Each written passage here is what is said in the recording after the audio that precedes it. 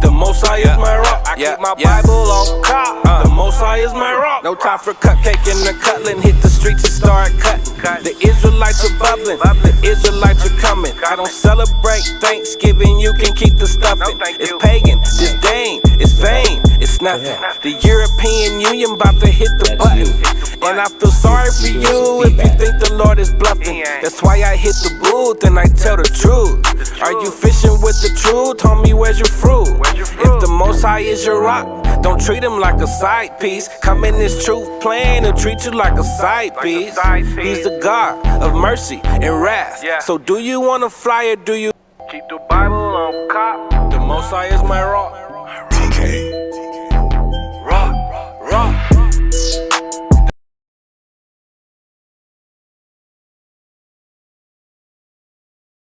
To another class with the Israelite School of Biblical History and Practical Knowledge.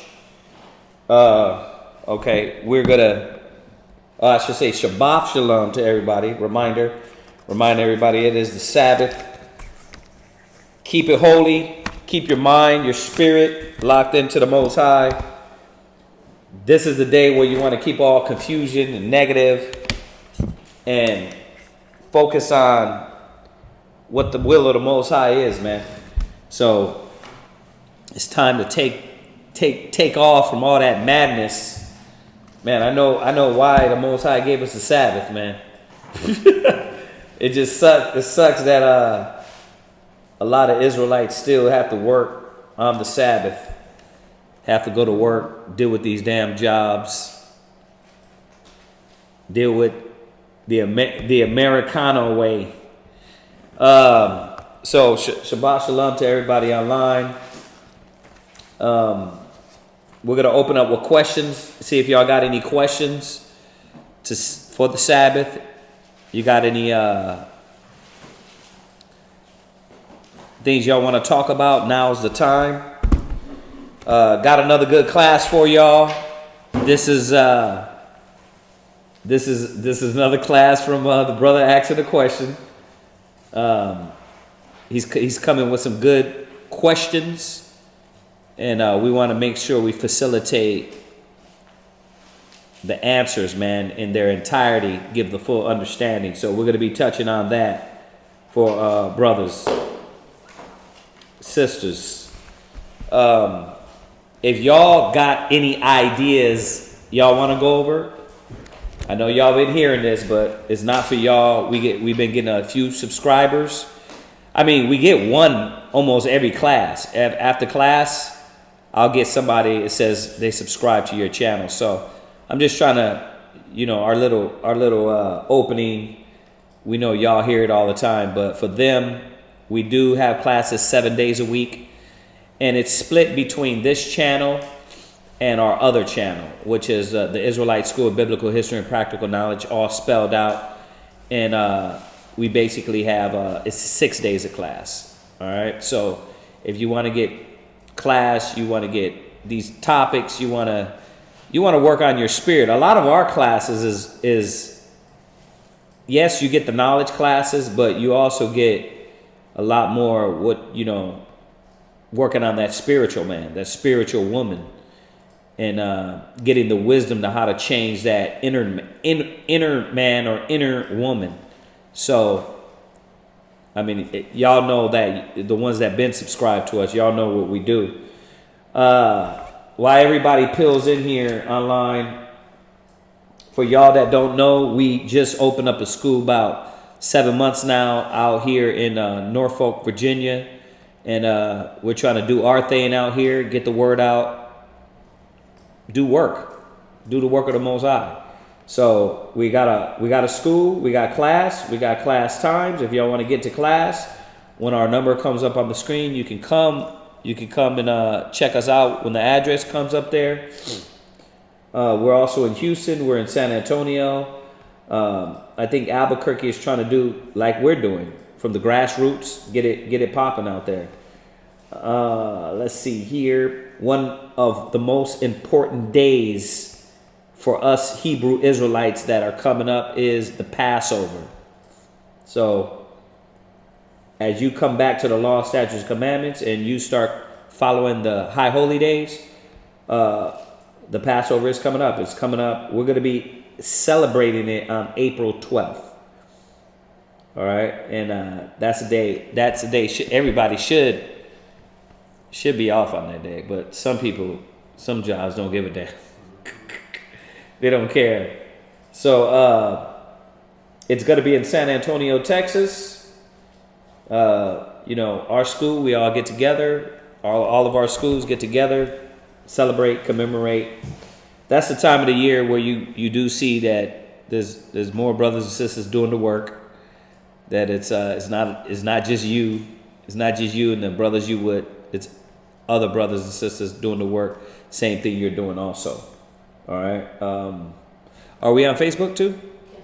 Oh, we got it rolling on there. All right. Hopefully we don't have no mishaps today. Please check out Mashaba's Blog Talk Radio at blogtalkradio.com/Mashaba, Tuesdays to Thursdays at 9:30. If you want to help support, we got a business. We do oils, bath bombs, body butters, soaps. She'll put that up there. You guys can support us that way if you don't want to help out any other way. And my number, she put it up there. Quatazop's number. If y'all got any questions, you can hit us up, email us, talk to us, chat with us. We do all that. All right. So we're gonna put that to the side and start out with questions. If y'all got any questions, now's the time. I'll give y'all a few seconds. We do have a question. Go ahead. What's the question? Where were the Samaritans Hebrew in the Bible? Samaritans. Yeah. Samaritans. Were the Samaritans Hebrew? It says where the Samaritans Hebrew in the Bible, or where What- the Samaritans. Hold on. Let me go out here and check. Is that from Facebook or? This is YouTube. Oh, where the Samaritans Hebrew in the Bible? I'm guessing it means were they. Were they Samaritans? Repeat that, Moshe. Repeat that again, so we won't, get this lost. What you're saying, lost in translation. Repeat that one more time, because you got where the Samaritans Hebrew in the Bible. Did you mean were the Samaritans Hebrew in the Bible? Is that what you meant? Hit me back real quick on that, so we can get that correct. Yeah, today's. Yeah, hit me back.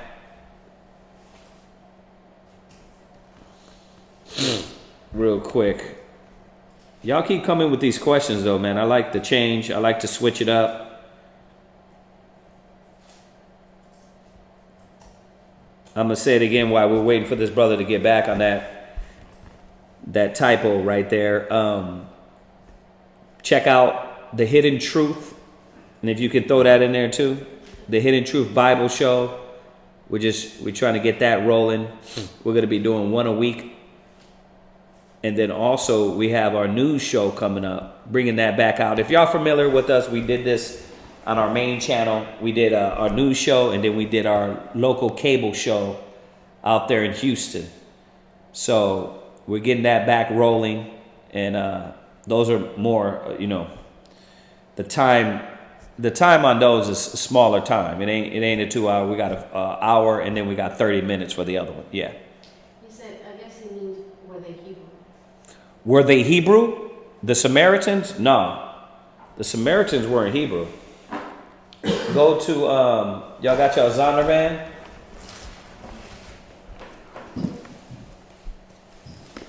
Yeah, if you go to your Zondervan Pictorial Bible Dictionary, even if you look up Samaria,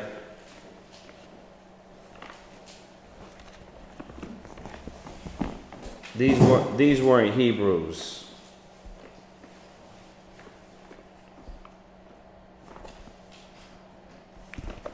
This one look all chopped up.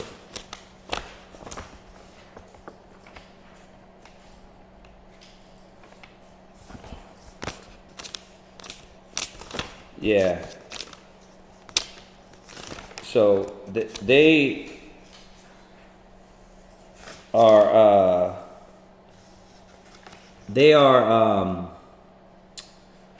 Samaritans are they're from Ham, but it should go in.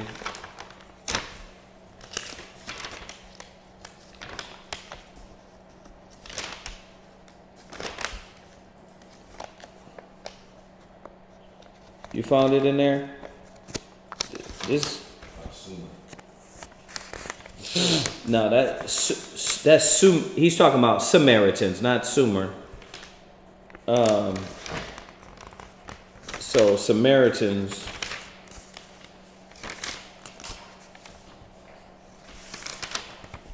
I don't see it unless I'm spelling it wrong. It's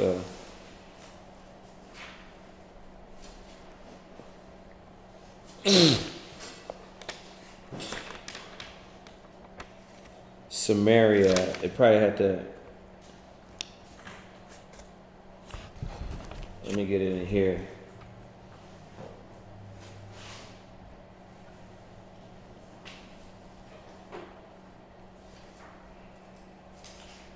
What is it? SEM?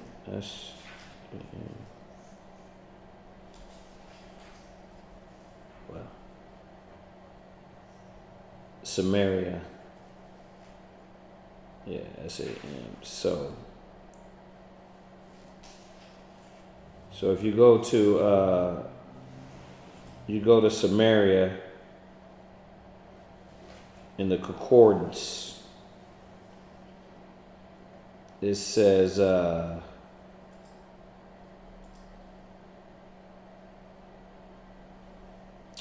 Shemar, a place in Palestine. Is it page 744? Right. Who's it? 744? Yeah, there you go. Yeah, Samaria. So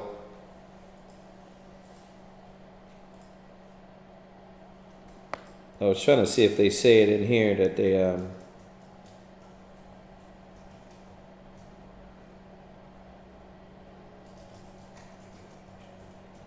right now we know we were in that land. All right.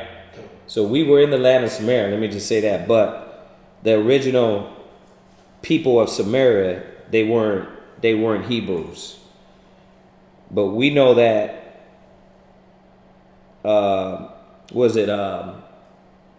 Ephraim was up in Samaria, and when you go in Hosea. But I was trying to see if they got anything as far as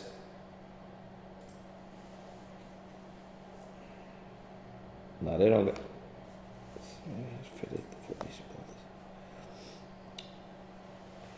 As far as the people,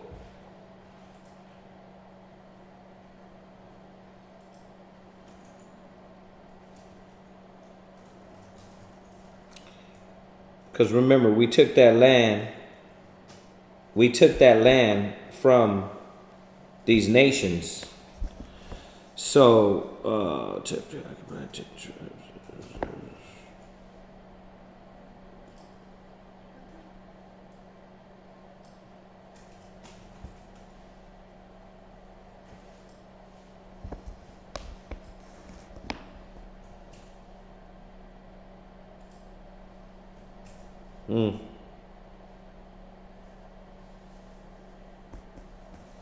I thought they would have something on here. What nation?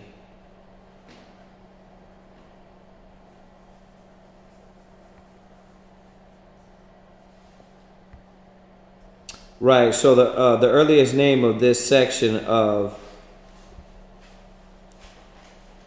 the Palestinian uplands, right, where Ephraim inhabited, but the people that inhabited, I mean, obviously you know that when we took it over, we were Hebrews. So I'm speaking from the context of the people that had it before.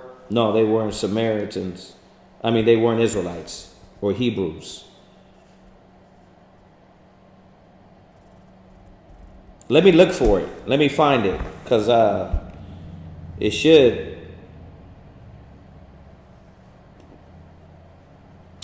be here to say that they were Hamitic.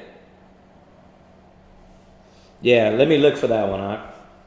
Because the Assyrians used them when the Assyrians conquered or took us into slavery. They put They repopulated the with Samaria. That's go to 2 Kings 17 real quick.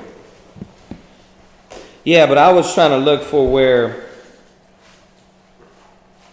you see where we have to put in the scripture there? No.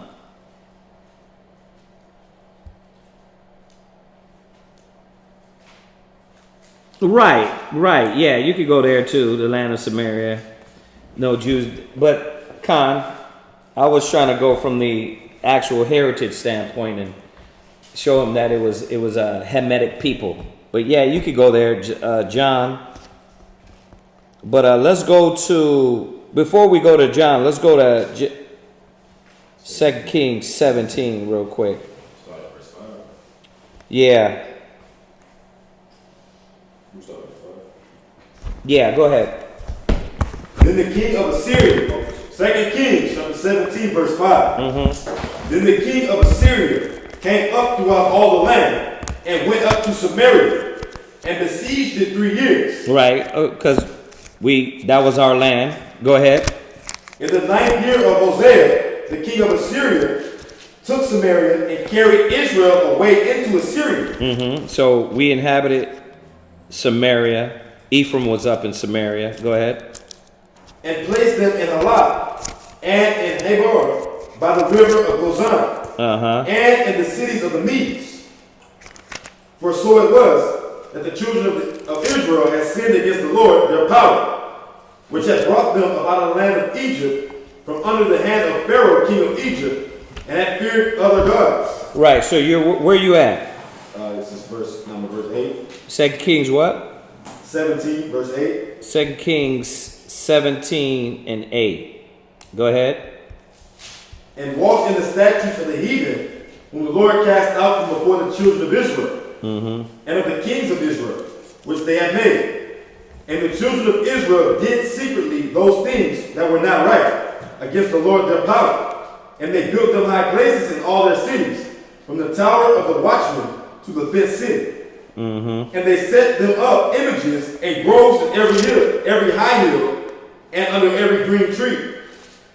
And there they burned incense in all the high places, as did the heathen whom the Lord carried away before them, and wrought wicked things to provoke the Lord's anger. For they served idols. Wherefore the Lord had said unto them, Ye shall not do this thing. Yet the Lord testified against Israel and against Judah by all the prophets and by all the seers, saying, Turn ye from your evil ways, and keep my commandments and my statutes, according to all the law which I commanded your fathers, and which I sent to you by my servants the prophets. Notwithstanding, they would not hear, but hardened their necks. Right, where you at? Let's jump straight to the point on this. Where it says he put them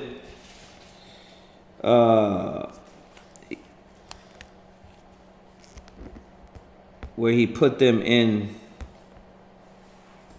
other nations.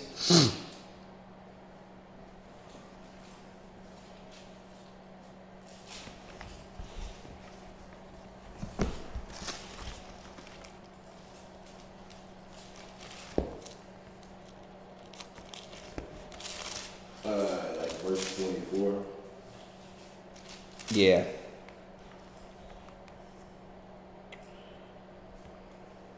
Yeah, go ahead. 24. Yeah. You could read 24.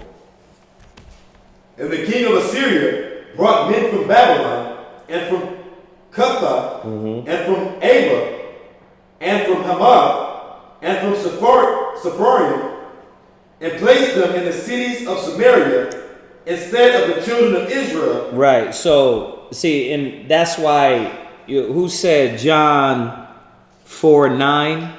See, and this is still not answering his question to me. Yeah, it's telling you who inhabited after, but I was trying to get who was there, who we had kicked out before.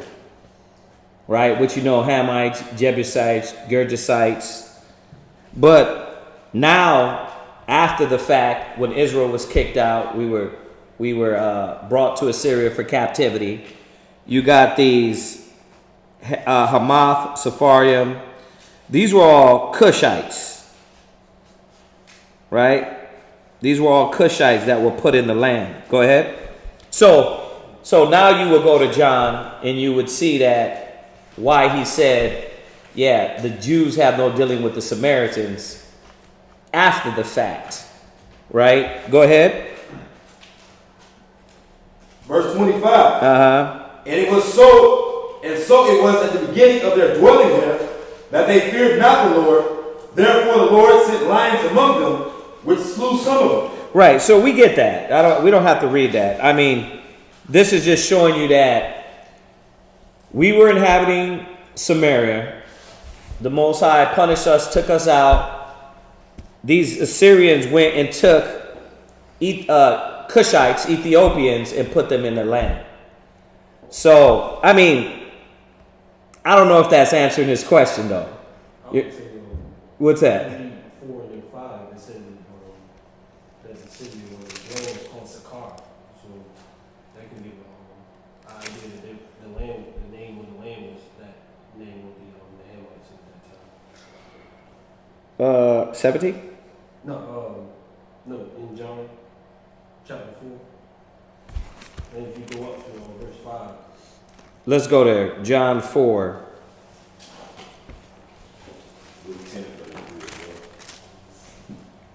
Let's go there. John 4 verse what? 5.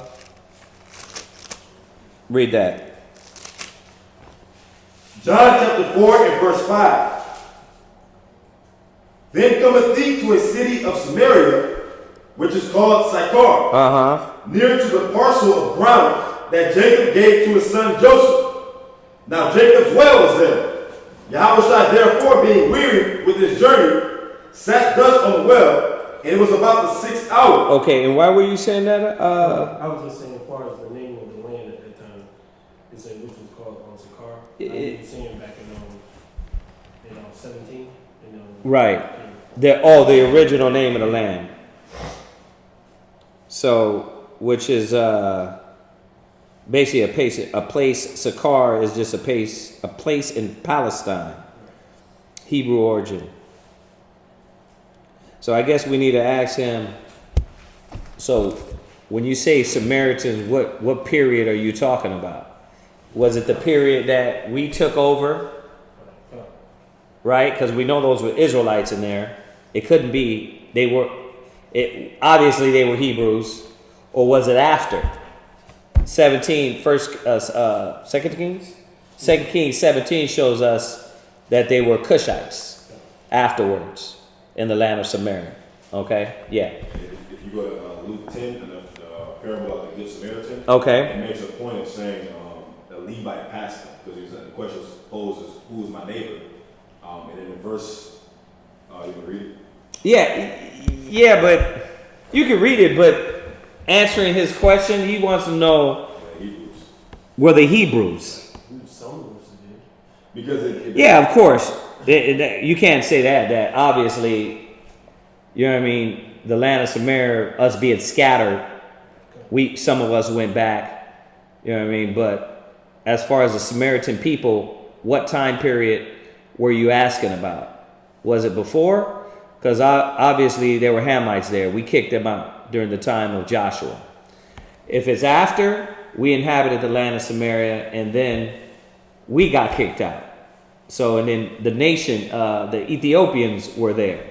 So that's how you would answer that question. Yeah. But what's up? Yeah. In the parable, it made it a point to say that a Levite passed him up. So it made it a point to say that the man was passed up by a Levite, but it said then it came a good Samaritan, showing that this dude wasn't even an Israelite. No. I mean, obviously they're not, because when you go back to that 2 Kings 17, they were not our people. Now go read down, go back to that John 4. Because it tells you, John 4:9. Yeah, it tells you there that they weren't our people. Right? Go ahead. John chapter 4, verse 9. Then said the woman of Samaria unto him, How is it that thou, being a Jew, askest drink of me, Right. which am a woman of Samaria? For the Jews have no dealings with the Samaritans. Right. Is there something that says they were?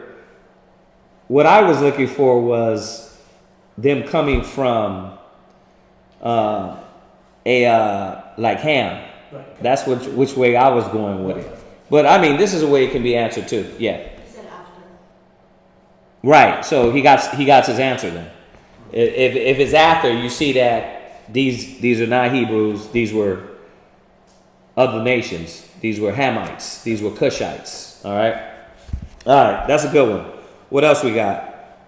The next one, it says, can you explain Ezekiel 47, 22 and 23? Ezekiel 47. Ezekiel 47, 22.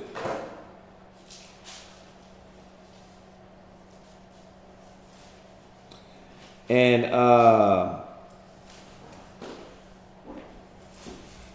Ezekiel 47, 22.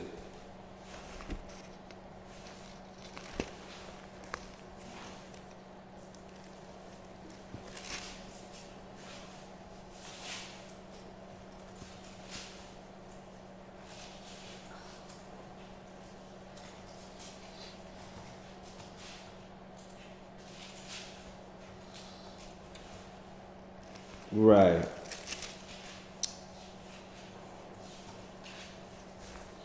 So go ahead and read that. Read Ezekiel 47 and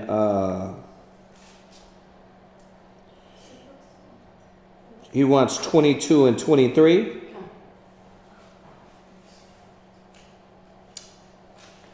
Go ahead and read that. Ezekiel chapter 47, verse 22.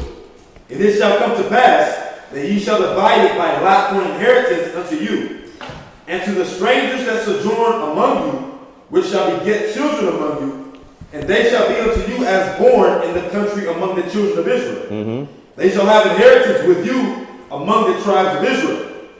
Verse 23. And it shall come to pass that in what tribe the stranger sojourneth, there shall ye give him his inheritance. Right. Saith the Lord power. Right. So jump to verse 13. Verse 13. Thus saith the Lord power, this shall be the border, whereby ye shall inherit the land, according to the 12 tribes of Israel. Joseph shall have 2 portions, and ye shall inherit it, one as well as another, concerning the which I lifted up my hand to give it unto your fathers. And this land shall fall unto you for inheritance. And this shall be the border of the land toward the north side from the great sea, the way of Hethlon, as men go to Zedad, Hamath, Berothah, Sabrim, which is between the border of Damascus and the border of Hamath, Hazar Hatakan, which is by the coast of Aram. And the border from the sea shall be Hazar Enan, the border of Damascus, and the northward, and the border of Hamath. And this is the north side.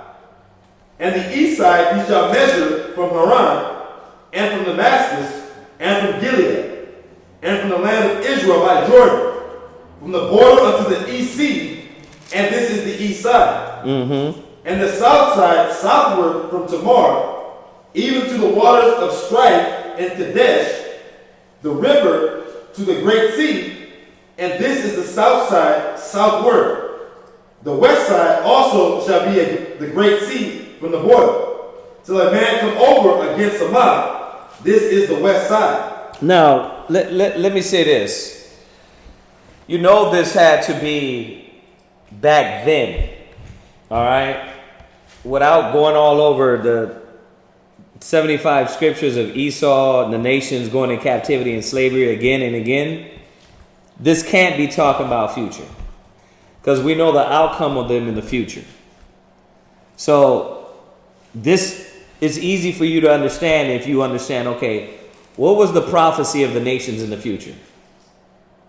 Slavery, captivity, punishment, right?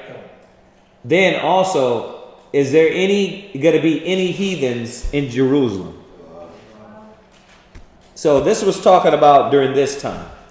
Okay, so if these nations come up among you, or strangers come up among you, go ahead and give them a part of this land, but they would have to, they shall be born unto you as born in the country. Read 22 and 23 again. I wanted to get that out of the way first, because sometimes there's misconceptions, but it's easy to destroy those misconceptions with the future prophecy. Because somebody would say, well, see, the nations are going to be, they're going to be amongst us in the kingdom, and they're going to get an inheritance. This is not talking about them getting no inheritance among us. They're going to be outside the gates, getting land, but they're not going to be in the gates. Now, if I have to go through that, I'll go over that too. But, you know, remember, we always go to Isaiah 60, right? You can go to Revelations 11. It tells you that they would be without. So I don't know if that was where you were thinking that this was going, because it's not. As a matter of fact, go to Revelations 11 real quick. Go to Revelations 11. Okay, he has a comment. Who? Go ahead. That twice in this book, I forgot and understand that some of the scriptures were meant for this time. They were written, not future. I know there isn't any promise for other nations, I think. Yeah. So that was probably during that time. This ain't for the future. Yeah. It's just really reiterated Leviticus 19:33. Yeah. Like just giving them citizenship. If they're dwelling among you, then you don't vex them. Like it's just reiterated. Absolutely. Right. So I mean, long as he got that straight, we'll read it just in case. Go to Revelations 11. You're going to be 1 and 2. Revelations 11, chapter 1. Yeah. And there was given me a reed like unto a rod, and the angel stood, saying, Rise and measure the temple of the Most High, Yeah. and the altar, and them that worship therein. Right. But the court which is without the temple. See, the court which is without the temple. See, so you got the temple of the Most High. You got Israel, which is going to be Israel, right? And then you got the court, which is without that. Go ahead. Leave out. Right. And measure it not. For it is given unto the Gentiles. Right. So this was separating the nations from Israel once again. So even when you go to Revelations, I mean, there's a few of them. And if he said he understood, we don't have to go through it, but the scriptures make it clear. Go to Isaiah 60.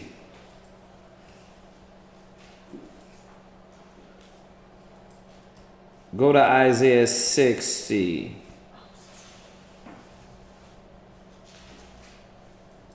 Isaiah chapter 60. What happened? He said he gets it. He gets it? All right. Yeah. Yeah, he gets it.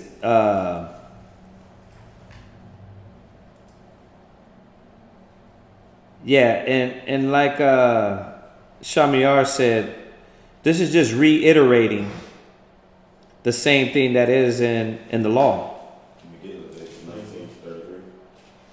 Yeah, you can go ahead and go there. Leviticus chapter 19, verse 33. And if a stranger sojourn with thee in your land, ye shall not vex him. But the stranger that dwelleth with you shall be as one born amongst you, and thou shalt love them as thyself, for ye were strangers in the land of Egypt. I am the Lord your power. Right. So yeah, that's talking about during that time, you know, what the Most High had laid down. You know, you can see that change during the time that it's going to change during this punishment that the nations must go through for what their part was for doing what they did to us. Yeah, I mean, go to Isaiah 60, just for brothers and sisters that don't know. Isaiah chapter 60. And I know you get it, but sometimes we got to reiterate that. Isaiah 60, and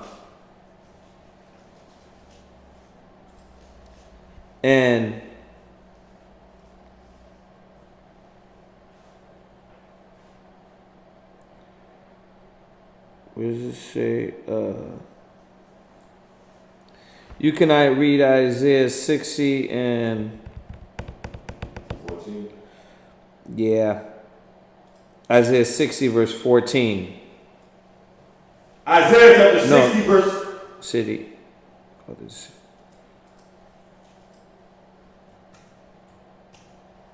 No, where it says, oh, read 10. Verse 10. Yeah. And the sons of strangers shall build up thy walls, and their kings shall minister unto thee. For in my wrath I smote thee, but in my favor have I had mercy on thee. Therefore thy gates shall be open continually. Yeah. They shall not be shut day nor night, that men may bring unto thee the forces of the Gentiles. Right. So these nations are going to bring to the gates. They're going to come to the gates of Jerusalem. So you got Revelations 11 showing that the court which is without is the Gentiles. They're going to be outside. The doors are going to be open so they can come to the gate. And like we talked about this before, that you can imagine. So you got Jerusalem over here, right? Then you got our gates over here. You're not going to get in the vicinity of Jerusalem. So that's how it's going to be. I'm looking for the other scripture. It says there should be no unclean thing.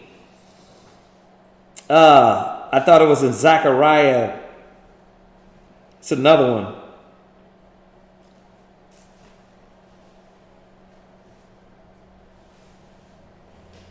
Yeah, I thought it was in Zechariah. It said, could be wrong though. It says, but he gets it. He gets it. I just wanted to make that clear that this wasn't talking about they were going to be in the future. Revelations 21:27.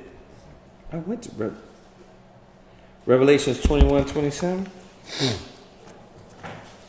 You might be right, my brother. Yeah. Go ahead and pull it. Revelation chapter 21 verse 27.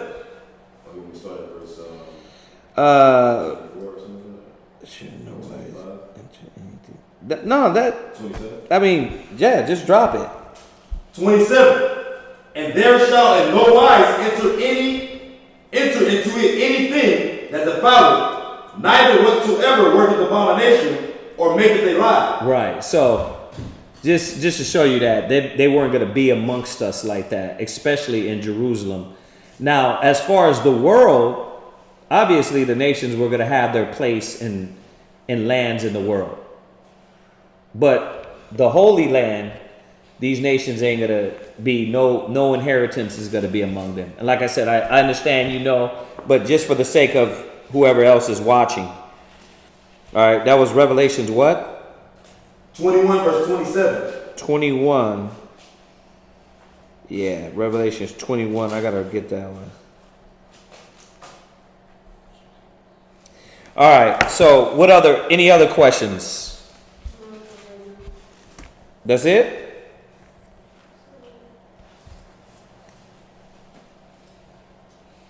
Yeah. There's another one. There's a few of them that goes with that Revelations 21, 27.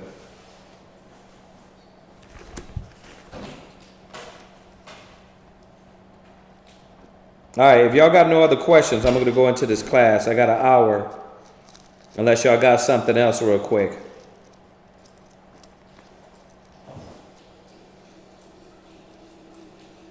I'll give y'all a second. I'm going to look for this real quick. Give y'all 1 second.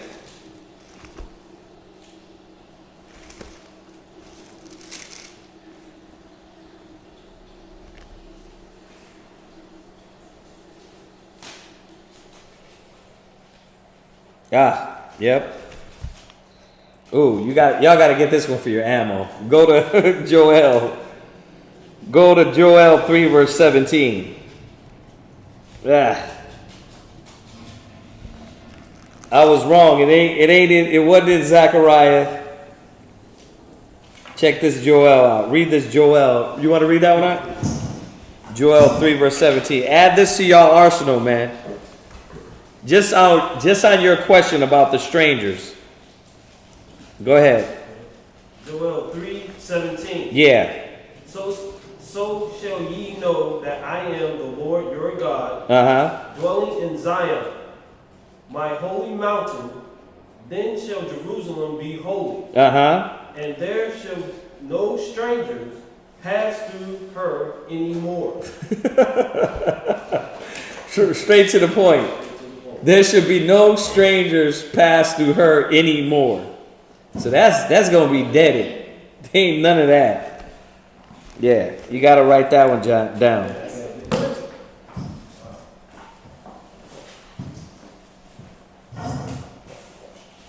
Yes, sir. All right. So no other questions. Let's go ahead and go into this topic. Anything on there before they go in? Are you taking a peek at Facebook? Okay.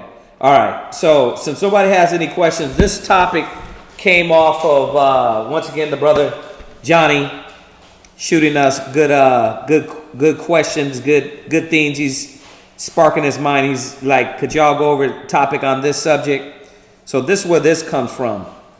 So, you know, when we talked about it, he was asking about the balance. Kind of, it's a class I did over about Yahweh Shai. I'm not going over that same class. I'm going to go over some more pertaining to us, because you can go get that class.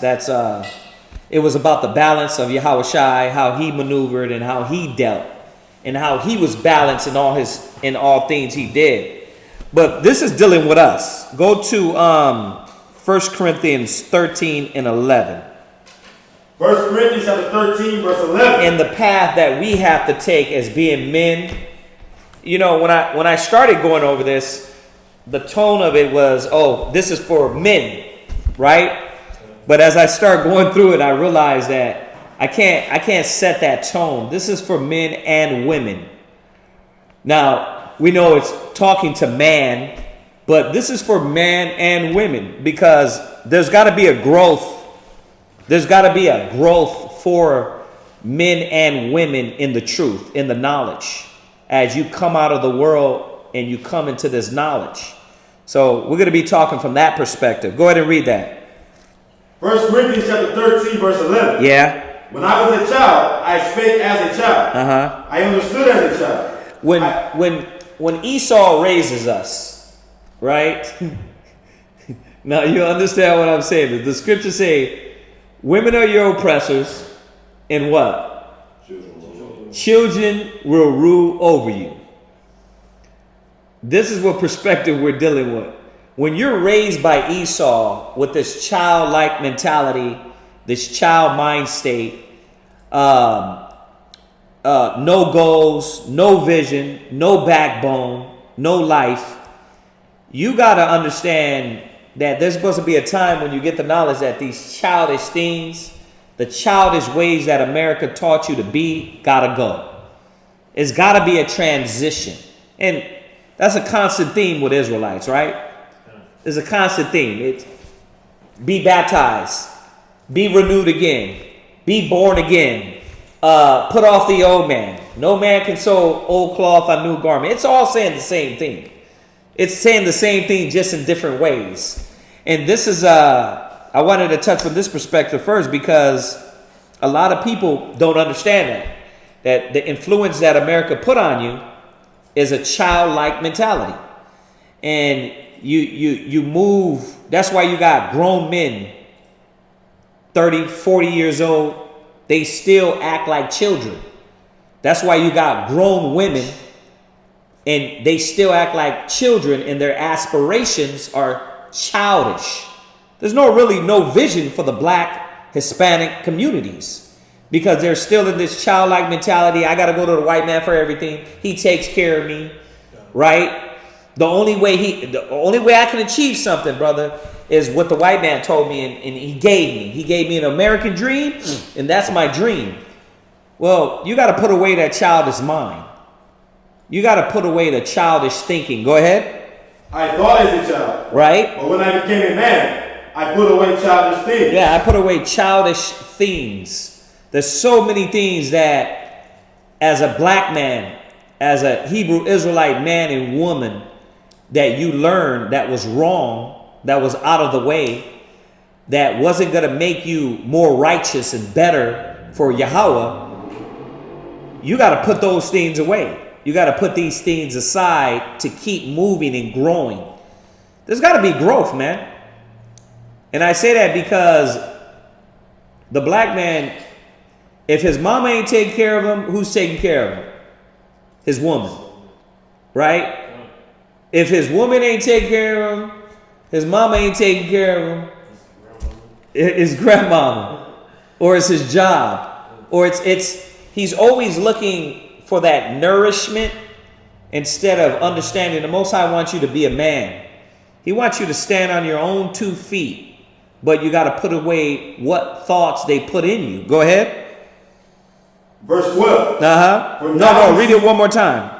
Verse 11. Oh, yeah. When I was a child, I spake as a child. Right. I understood as a child. Right. I spake as a child. A lot of our speech, the way we deal, the way we think, the way we act. You know, I'm doing this cable show and I'm starting to pull up old, all the shootings and stuff like that. It goes with this cable show I'm doing, editing. And you see that all these brothers, young men that got shot and murdered, you can see the childish mentality. Who was I getting today? Mike Brown. Yeah, you're still in Swisher Sweets. You're a child, right? And I know he was a child, right?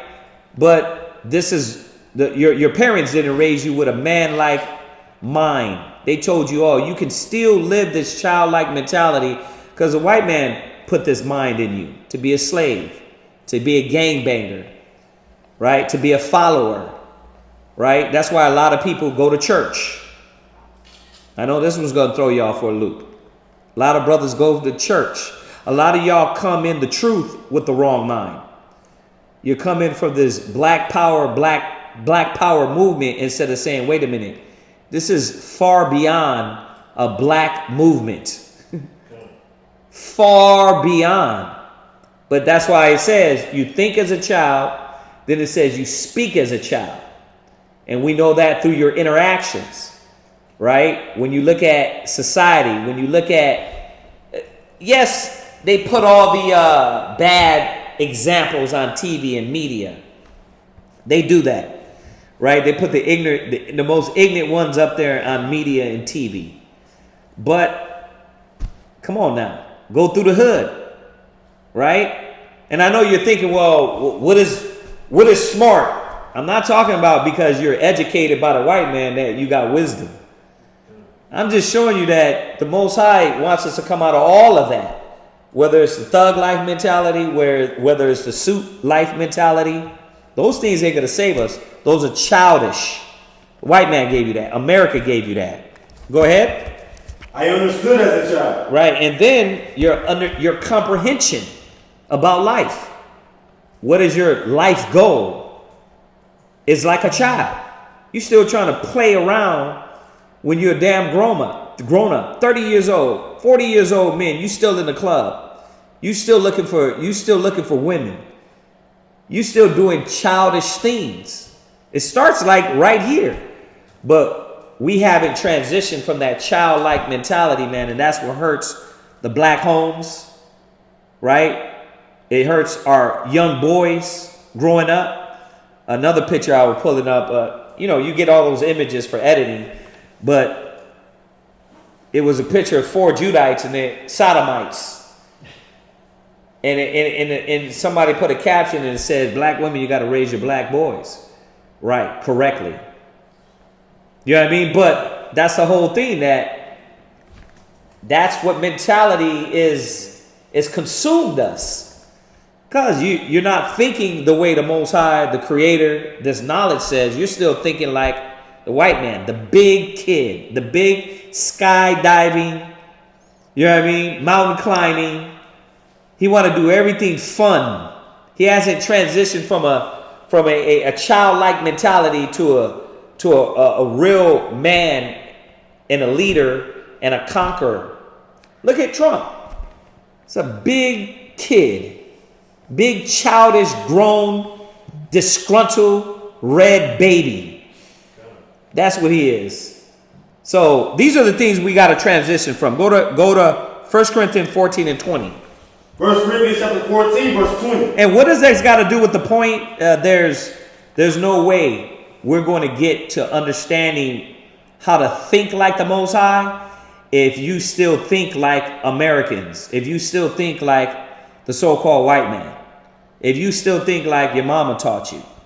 You're not going to transition to that man you need to be for Yahweh Shai, for your family, for your children, for those boys that you're supposed to be raising and showing. Same thing with the sisters. Same thing. Go ahead. Brethren, be not children in understanding. Yeah. That childlike,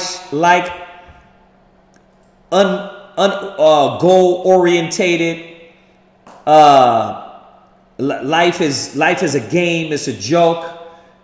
And I know even in that we can talk about things. Because even the vision they gave you of what seriousness is. Right? America don't know what damn seriousness is. Because seriousness to them is get a good job, get a good house, make money. Right? But we're talking about men that the Most High is raising up. Men, leaders, kings, priests that the Most High is calling forth. Go ahead. So read that again. Come on. Brethren, be not children in understanding. Yeah, so our thinking has to change, man. The way we think. To get to this point of being men and being real women, your change has to start in your mind. The way you understand things, the way you comprehend things. Go ahead. Howbeit, in malice be ye children. Yeah, but it's vice versa now.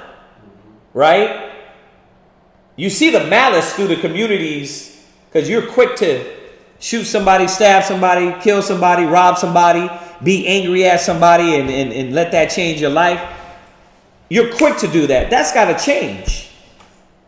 You're supposed to be, with malice, be children ready to forgive, ready to let go. Your people.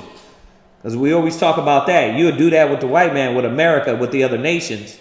But with your people, you're vindictive and you're hateful and you're ready to murder them.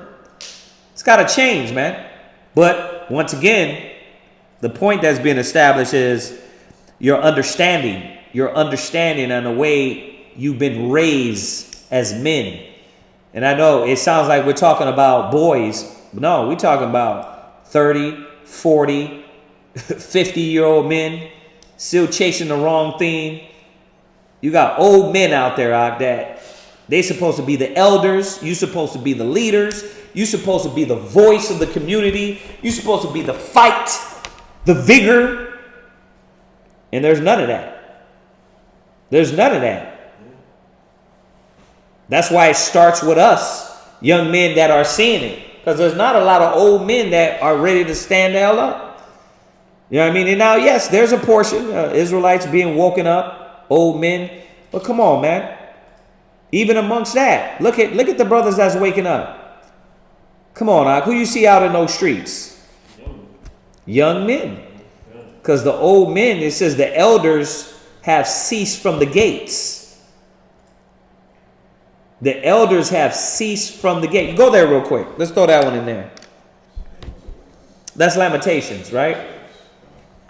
Go to Lamentations. So this is important, man, for us to understand where we need to get to as men. You got to let go of the child mind. You got to let go of the childlike mentality. There's no way we're going to get to this balanced Hebrew Israelite, this man of wisdom and understanding, making the right decisions and the right choices if you don't start from here. We got to destroy your life right now. We got to make you see, man, that old, the kid games, you still trying to be a player at 35 years old. You know what I mean? You still trying to run around and chase women at 40 years old. Like, nigga, you supposed to do that at 16, 17 years old. Right? What the hell is life about if you're still 40 chasing women? But that's the dream.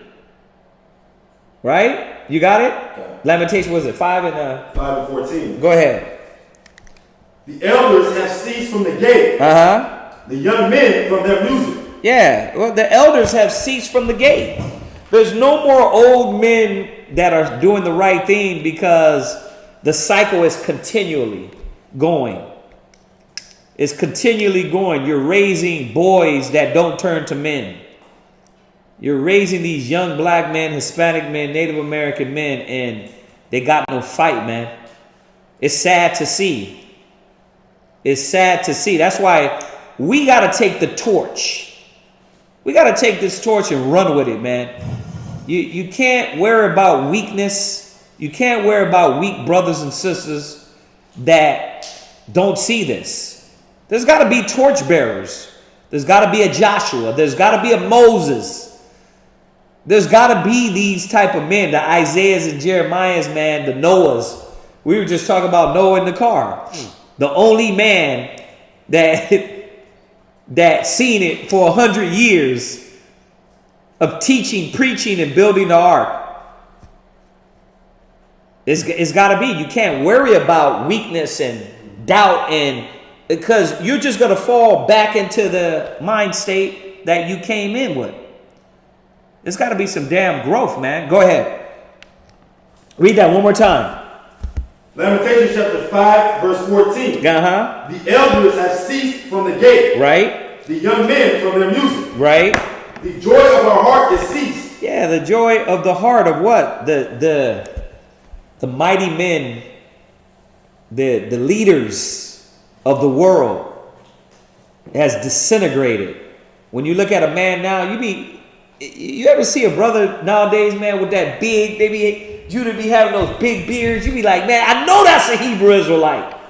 Oh, I told you about him a few weeks back. I was like, yeah, I know that's a Hebrew Israelite. Nope, he's not.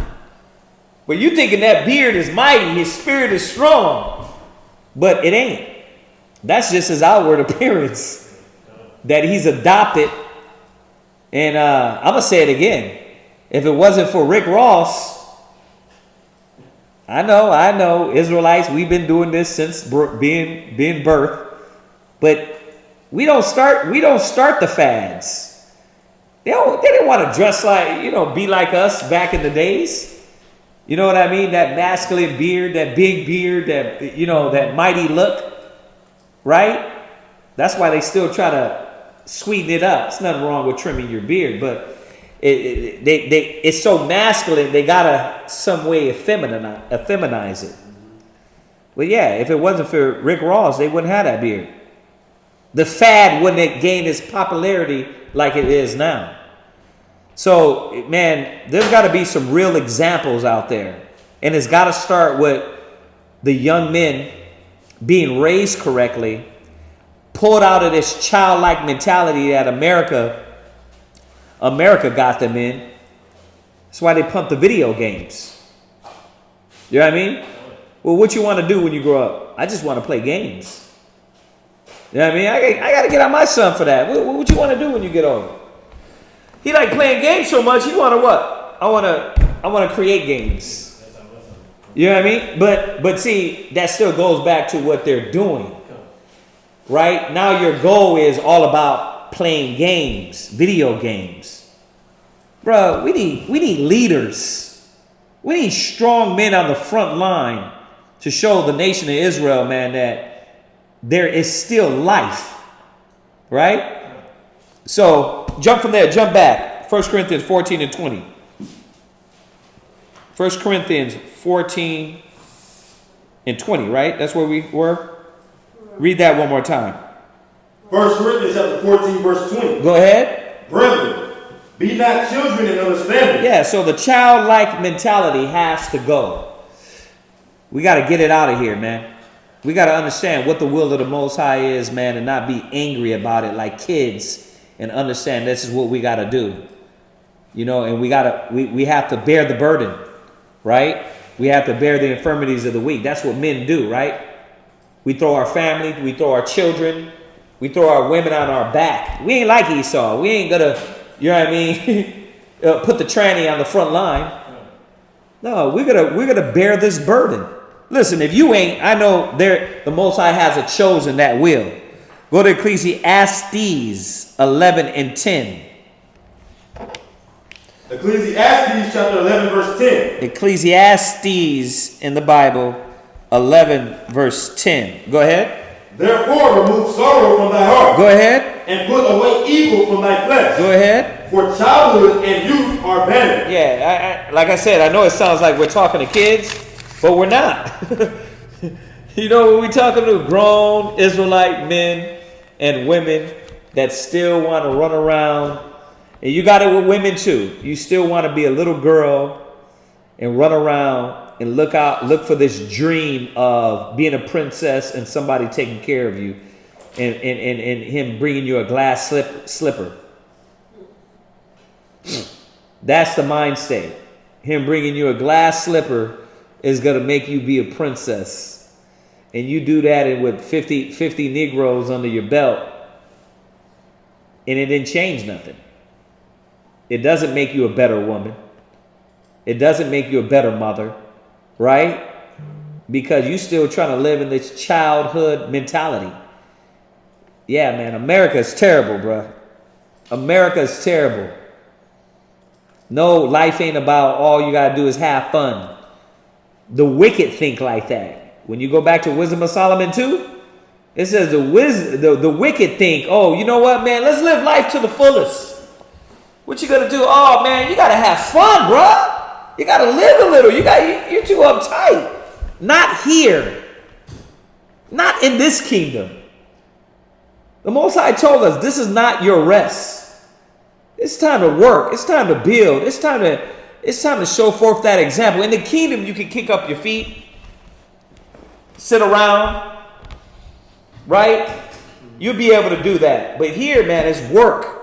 Come on, read it one more time. It says, for what? For childhood. Ecclesiastes 11 and 10. Right. Therefore remove sorrow from thy heart and put away evil from thy flesh. For childhood and youth are vanity. For childhood and youth are vanity.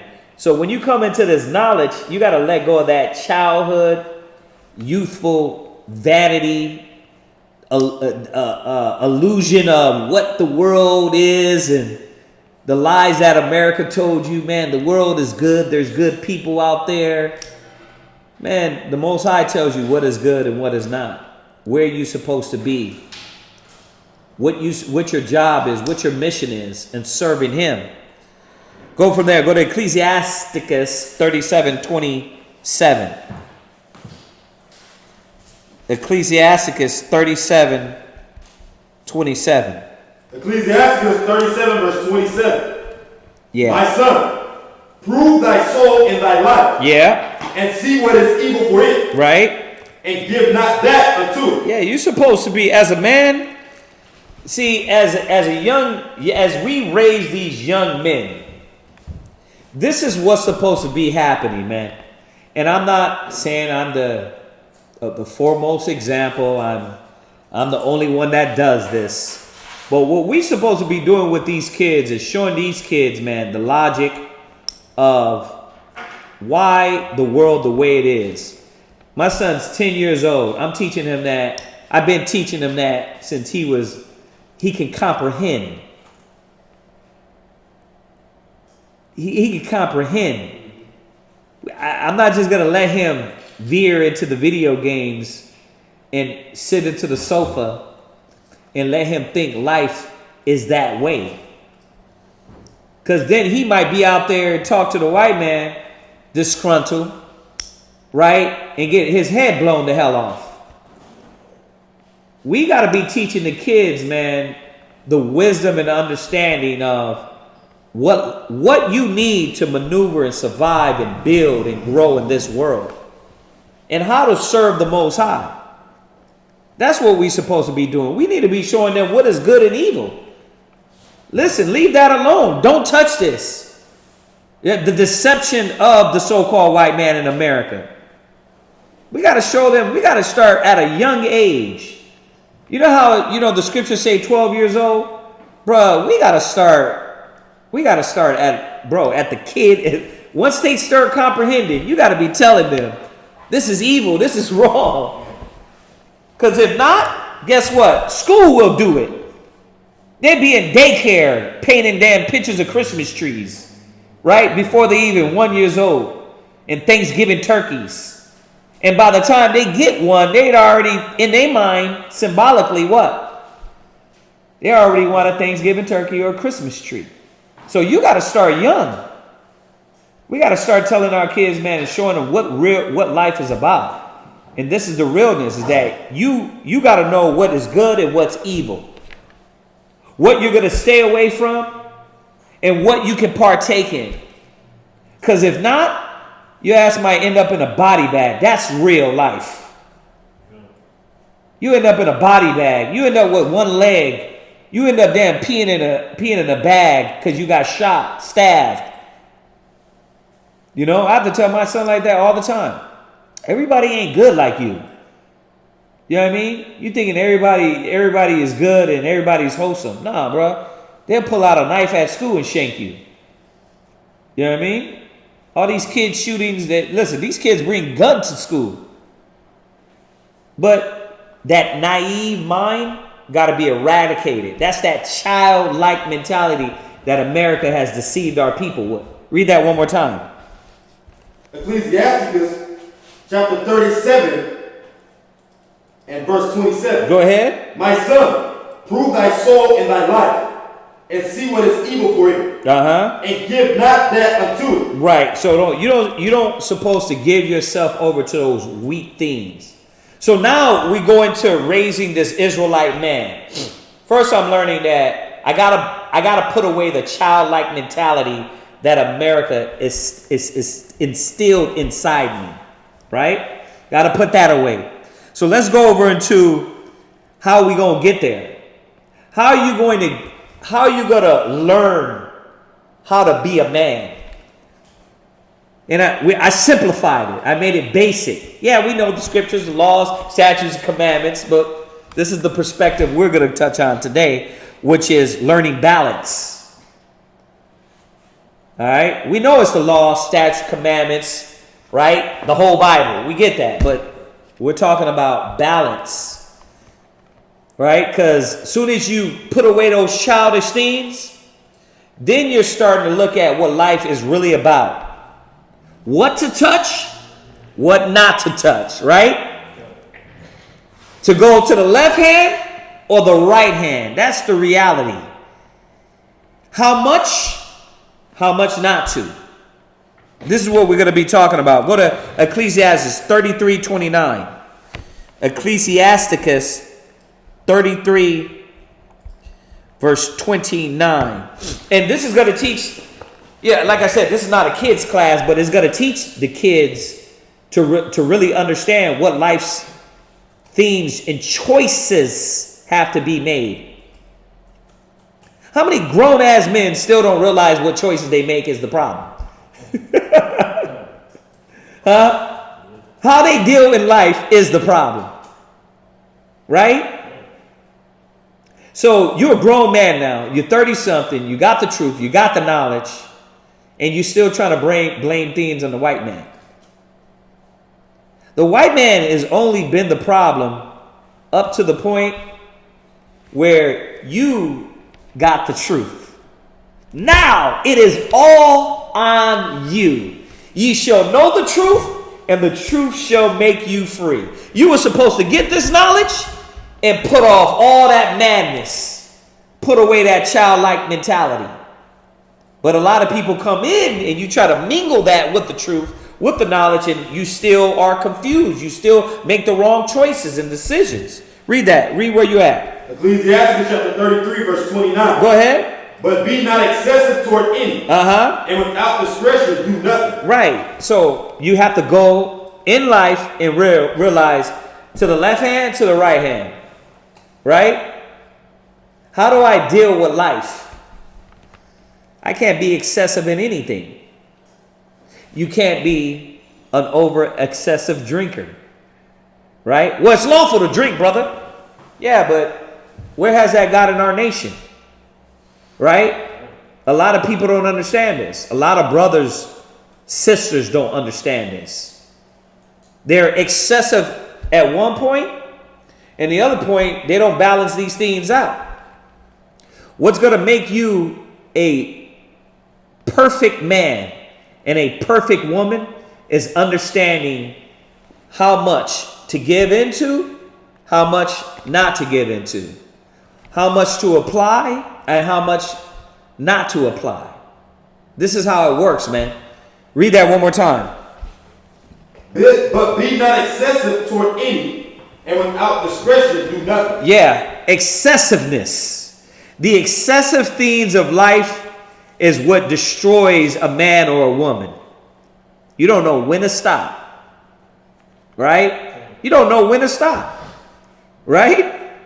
Drinking too much pills, too much sex, too much TV, too much music, too much what? Money. Too much, right. I got to keep chasing money. It's excess. It's excess. You haven't balanced life out to understand that's not the goals that we're supposed to be chasing.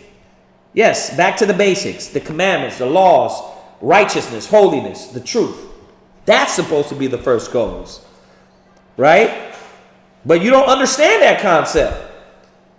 Right? You go too far. Right? You know how many people come into the truth, man, and still still give in too much to so many weaknesses in the filth of the flesh? So it's at your destruction. Go from there. Go to Proverbs 16 and 11.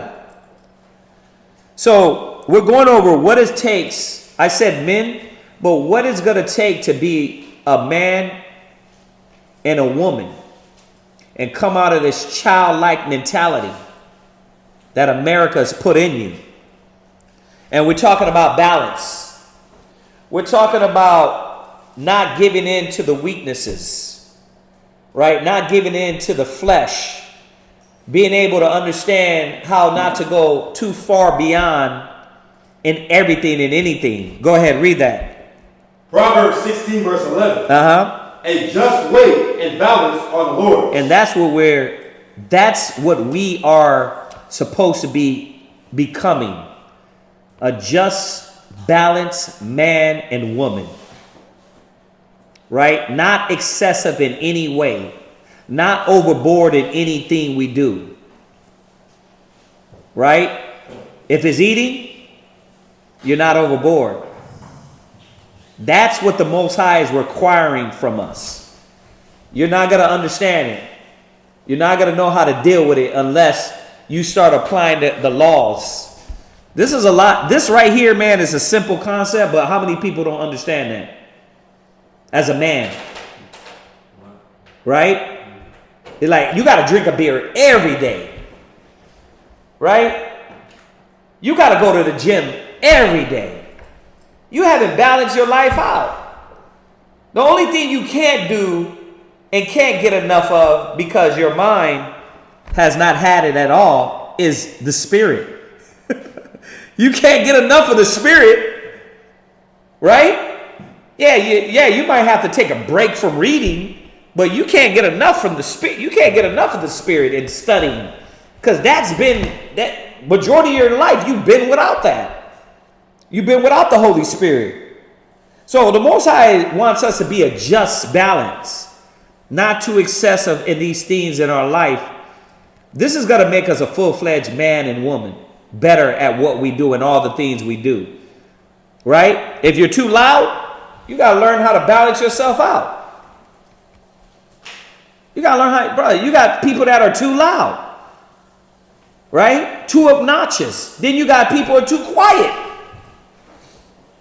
See, yes, everyone we can go into a class, obviously, every point we can go when you balance and you deal with these things. But the scriptures tell you about being too loud. The scriptures tell you about being too quiet. You were supposed to communicate. You got people that just don't want to talk. But that's an imbalance within you. You're supposed to be figuring out, wait a minute, where do I lack at? Let a man examine himself whether he be in the faith.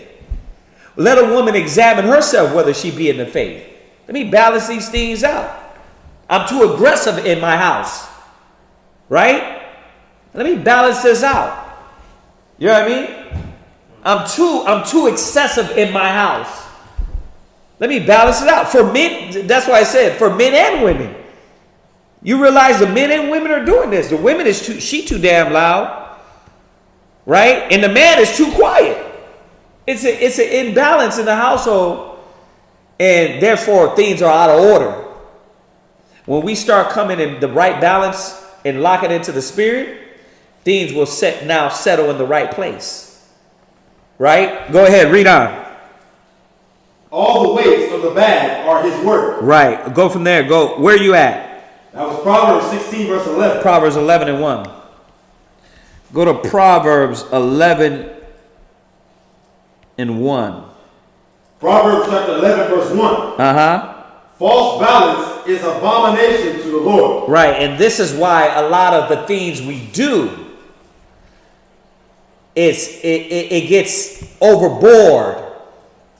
Right? You got some Hebrew Israelites, you're trying to shove the knowledge down people's throat.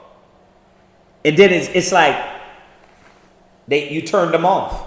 But let's go to the other side. Some Israelites I don't want to tell her nothing, because if I tell her something, she might leave me. She might snap on me.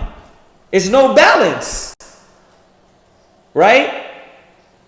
You got to have balance in your house. You got to have a structure in your house, not too excessive in any way. Same thing with the women, how they deal with the kids.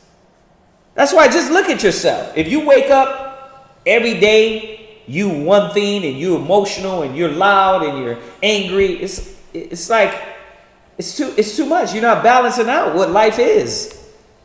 And these things is why a lot of brothers and sisters make mistakes and pour out abominations.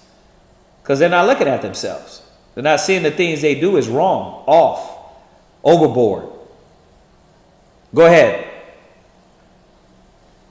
But a just weight is his delight. But a just weight is his delight. Go to Job 31 and 6. Go to Job 31 and 6. Job chapter 31 and verse 6. Right. So if y'all just tuned in, this is a class that a brother was asking about, and really it's really about this man learning excessiveness and where he's excessive at, where he needs to be more gentle at, where he needs to apply, or where she needs to be applying kindness, long-suffering, patience. But she's not. She's applying the sword, the axe, the bat. Same thing with the man. He's supposed to be applying gentleness. But he's coming in, he's choking you out. See, these are the things, man, that mess up your households. They mess up your kids. They mess up your family. Go ahead, read that. Let me be weighed in an even balance. What did Job say? Let me be weighed in an even balance. You see that? He understands what the Most High wanted. The Most High wants an even balance. You don't want no dang 1 minute, no bipolar. You don't want no bipolar individual. One minute you in the spirit, you're like, yeah, Yahweh Shai, yeah, the Most High is great. And the next minute, you're like, he hates me. I hate life. Most High don't want that. He wants that even balance. He don't want you 1 minute coming in, kicking in the door. Yeah, you a demon, bitch. Get down on your knees. And then coming in to be like, you know what? Jesus loves you. Yahweh Shai loves you. You my queen. He don't want that. He don't want that. He wants us to be balanced out. And when you become a man and start putting away childish things, you start looking at yourself and saying, damn, I was an excessive drinker. I was an excessive video game player. I was an excessive this, that. Sisters too. I was excessive. I was always into my job. I was totally for that, but I didn't balance out my family life. I didn't take care of my husband, my kids. You know what I mean? I didn't take care of my health. It's in everything. You get so locked in that you don't take care of your health. You don't take care of your mind and your spirit. Right? See, it's so much within this topic. You just gotta bring out the points. But how many people, like I said earlier, don't talk? Hey, you doing good? Yep, I'm good. It's like you never talk, you never get it out of your mind. How are you going to relieve your thoughts and relieve that pressure? And then you got some people that talk too much. Right? So this is what Job is coming back and saying. We got to be at an even balance. We got to know, man, I'm going to say it again. Let a woman examine himself, whether he be in the faith. Am I too excessive? What areas do I need? Now, who only can do that? What man and woman can only do that? You think this concept is understood by people in the world? Hell nah. This comes from a spiritual mind. People don't think like this in the world. They think what? I am like this. You trying to change me. I've been like this all my life. You know, I'm the type of person, they talk in that tone. I'm the type of person, well, I always been this type of person. It's like, first of all, is that even in the spirit? You need to curb that madness. You know what I mean? And then you start seeing in the truth, wait a minute, I am that type of person. I can achieve this level of understanding. Right? Of humility, of kindness, of long suffering, of balance, of patience. Let's just throw it all out there. But you can only see this when you become a man. This is, you know why I like this class? Because this is, as me growing up in the truth, this is what I had to see how off I was in a lot of areas. How excessive I was in a lot of areas. How I lacked balance in a lot of areas. And you start to look at yourself and say, dang, I got to put away childish things. Read it one more time. Job 31 verse 6. Let me be weighed in an even balance. Go ahead. That the Most High may know my integrity. You see that? Most High is going to know my integrity. When he looks at me, I'm not going to be to the right too much. I'm not going to be to the left too much. I'm going to be right there where the Most High needs me. In a stable, fortified mind. Go from there. Go to Deuteronomy 17 and 11. Deuteronomy 17 and 11.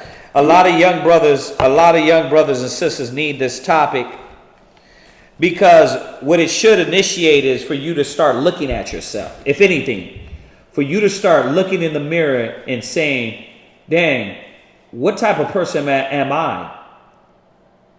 Am I this bipolar individual, man, that is too excessive, not cared about where I'm at and where I stand in life? You know, I went over a topic a little further back about being gods. Ye are gods. Like, this is part of being a god. If you don't look at yourself and examine yourself and judge yourself and check yourself, then you're never going to be a god. If you just move off of your animal instincts, you're never going to be a righteous man and woman like you need to be. All right, read that. Where you at? Deuteronomy chapter 17, verse 11.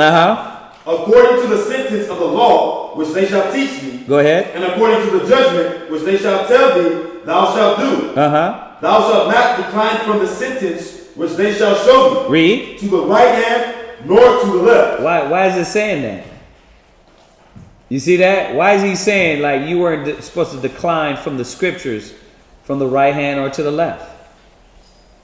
Because either way, you weren't supposed to bend. You were supposed to learn how to be on the path, direct. Now, how do you do that when it comes to patience? Long suffering. Right? With your kids. Right? Now, I know another point will come up. You'll ask, well, what about when it comes to the truth in my family?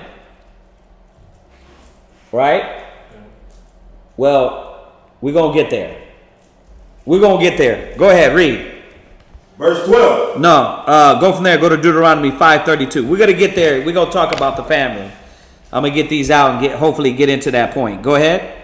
Deuteronomy chapter 5, verse 32. Ye shall observe to do therefore as the Lord your power hath commanded you. Go ahead. You shall not turn aside to the right hand or to the left. Right. You shall walk in all the ways which the Lord your power hath commanded you. Yeah, the Most High didn't want a double-minded person. The Most High didn't want a bipolar person. The Most High don't want that. Establish your thoughts. How do you do that? By examining yourself, looking at the knowledge, going through this Bible, reading, understanding. Like when you read these precepts and this knowledge, it's supposed to be a mirror. First person you're supposed to see before you're able to spit it at anybody else is yourself. Okay, go ahead.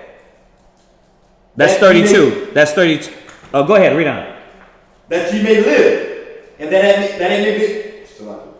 it may be well with you, and that ye may prolong your days in the land which ye shall possess. Yeah, because unless you got the correct balance and you're on that path, you're in chaos. Because you're constantly flip-flopping. Right? That'll destroy you. You don't want to do that. Go from there. Go to Proverbs 4:27. So y'all understand what I'm touching on, right? Y'all get what I'm going over? Con? Okay, I just want to make sure y'all with me. We're going over the balance that a man and a woman needs. This is the only things, man. If you don't look at life this way, you're gonna go down your own path. You're gonna start doing and being the way you want to be. Go ahead, you got it? Okay. Go ahead, read it. You got to read loud. I want you to yell. Turn not the No, right, put the mic to your mouth. Turn not the right hand. No, read it again. Turn not to the right hand nor to the left. Right. Turn not to the right hand nor to the left. That's how we got to be, man. In what areas? How do I apply this scripture? In what areas? What does that mean? Don't make a U-turn? No, that means that how do I be balanced in the things that I do? Right? Yeah. You got to look at yourself. You always on the phone and your kids need your help. You need a diaper change. You got to be balanced. The phone is taking over your life. Right? You eat too much, right? To where you're sick, to where you're unhealthy. You got to be balanced, man. You're a drunkard. You already know you're an excessive. You got to be balanced. Turn not to the right nor to the left. You're supposed to be on the right path following a just weight. Go ahead. Remove thy foot from evil. Right. Remove your foot from evil. Go to Psalms 26 verse 1.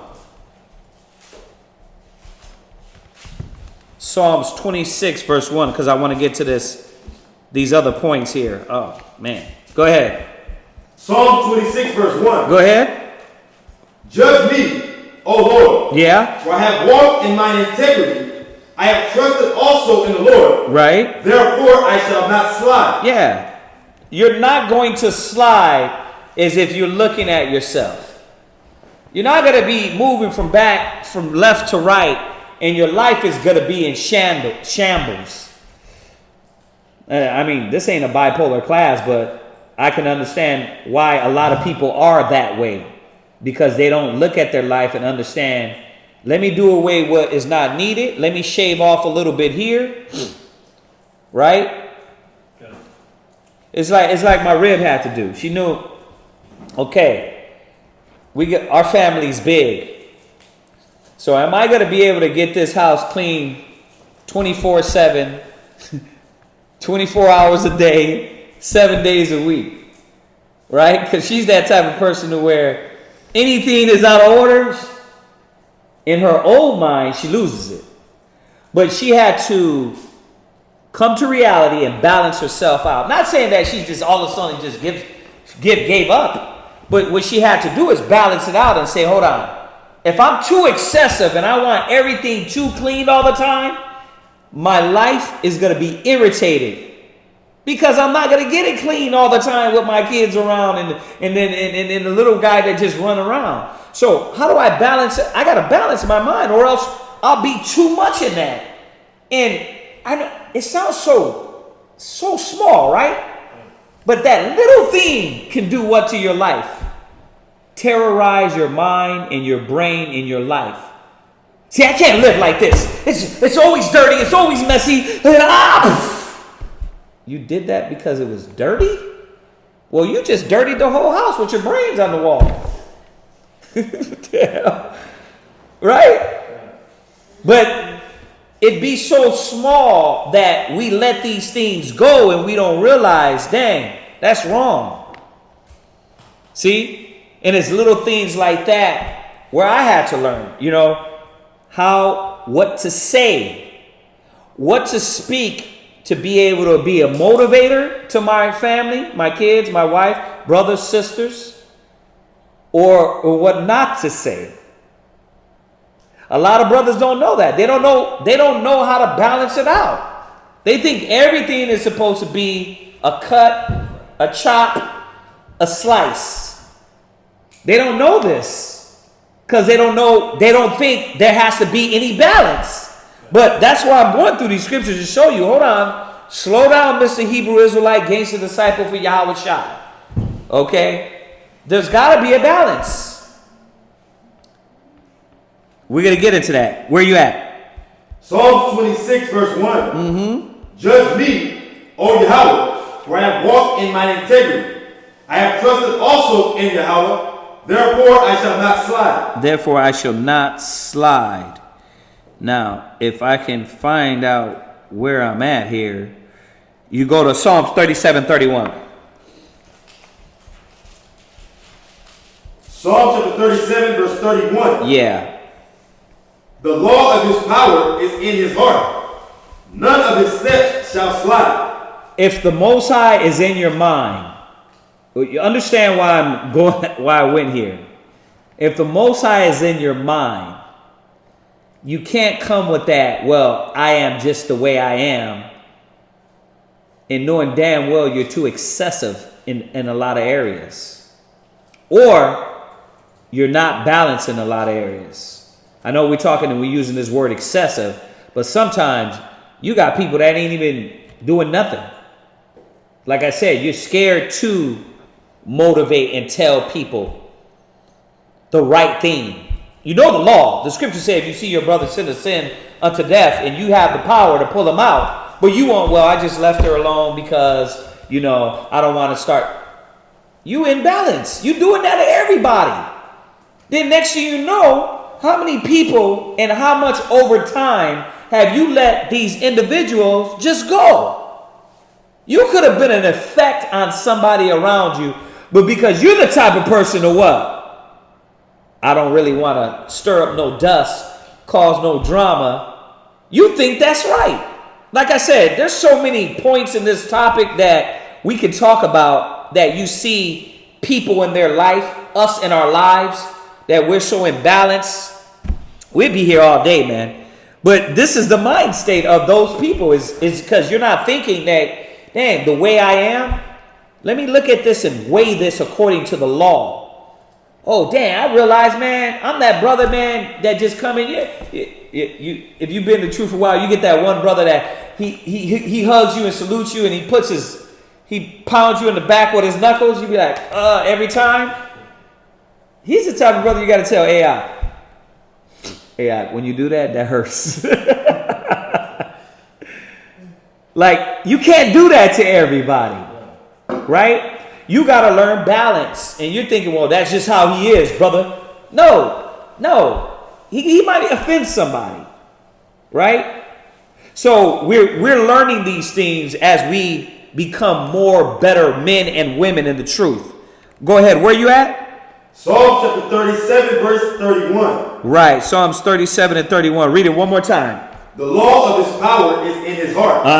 None of his steps shall slide. None of his steps shall slide. So this is what we're seeing, that if you're balanced, then you're not going to go to the right. You're not going to go to the left. Go from there. Let's go to Ecclesiastes 3 verse 1. Now, what is this man doing?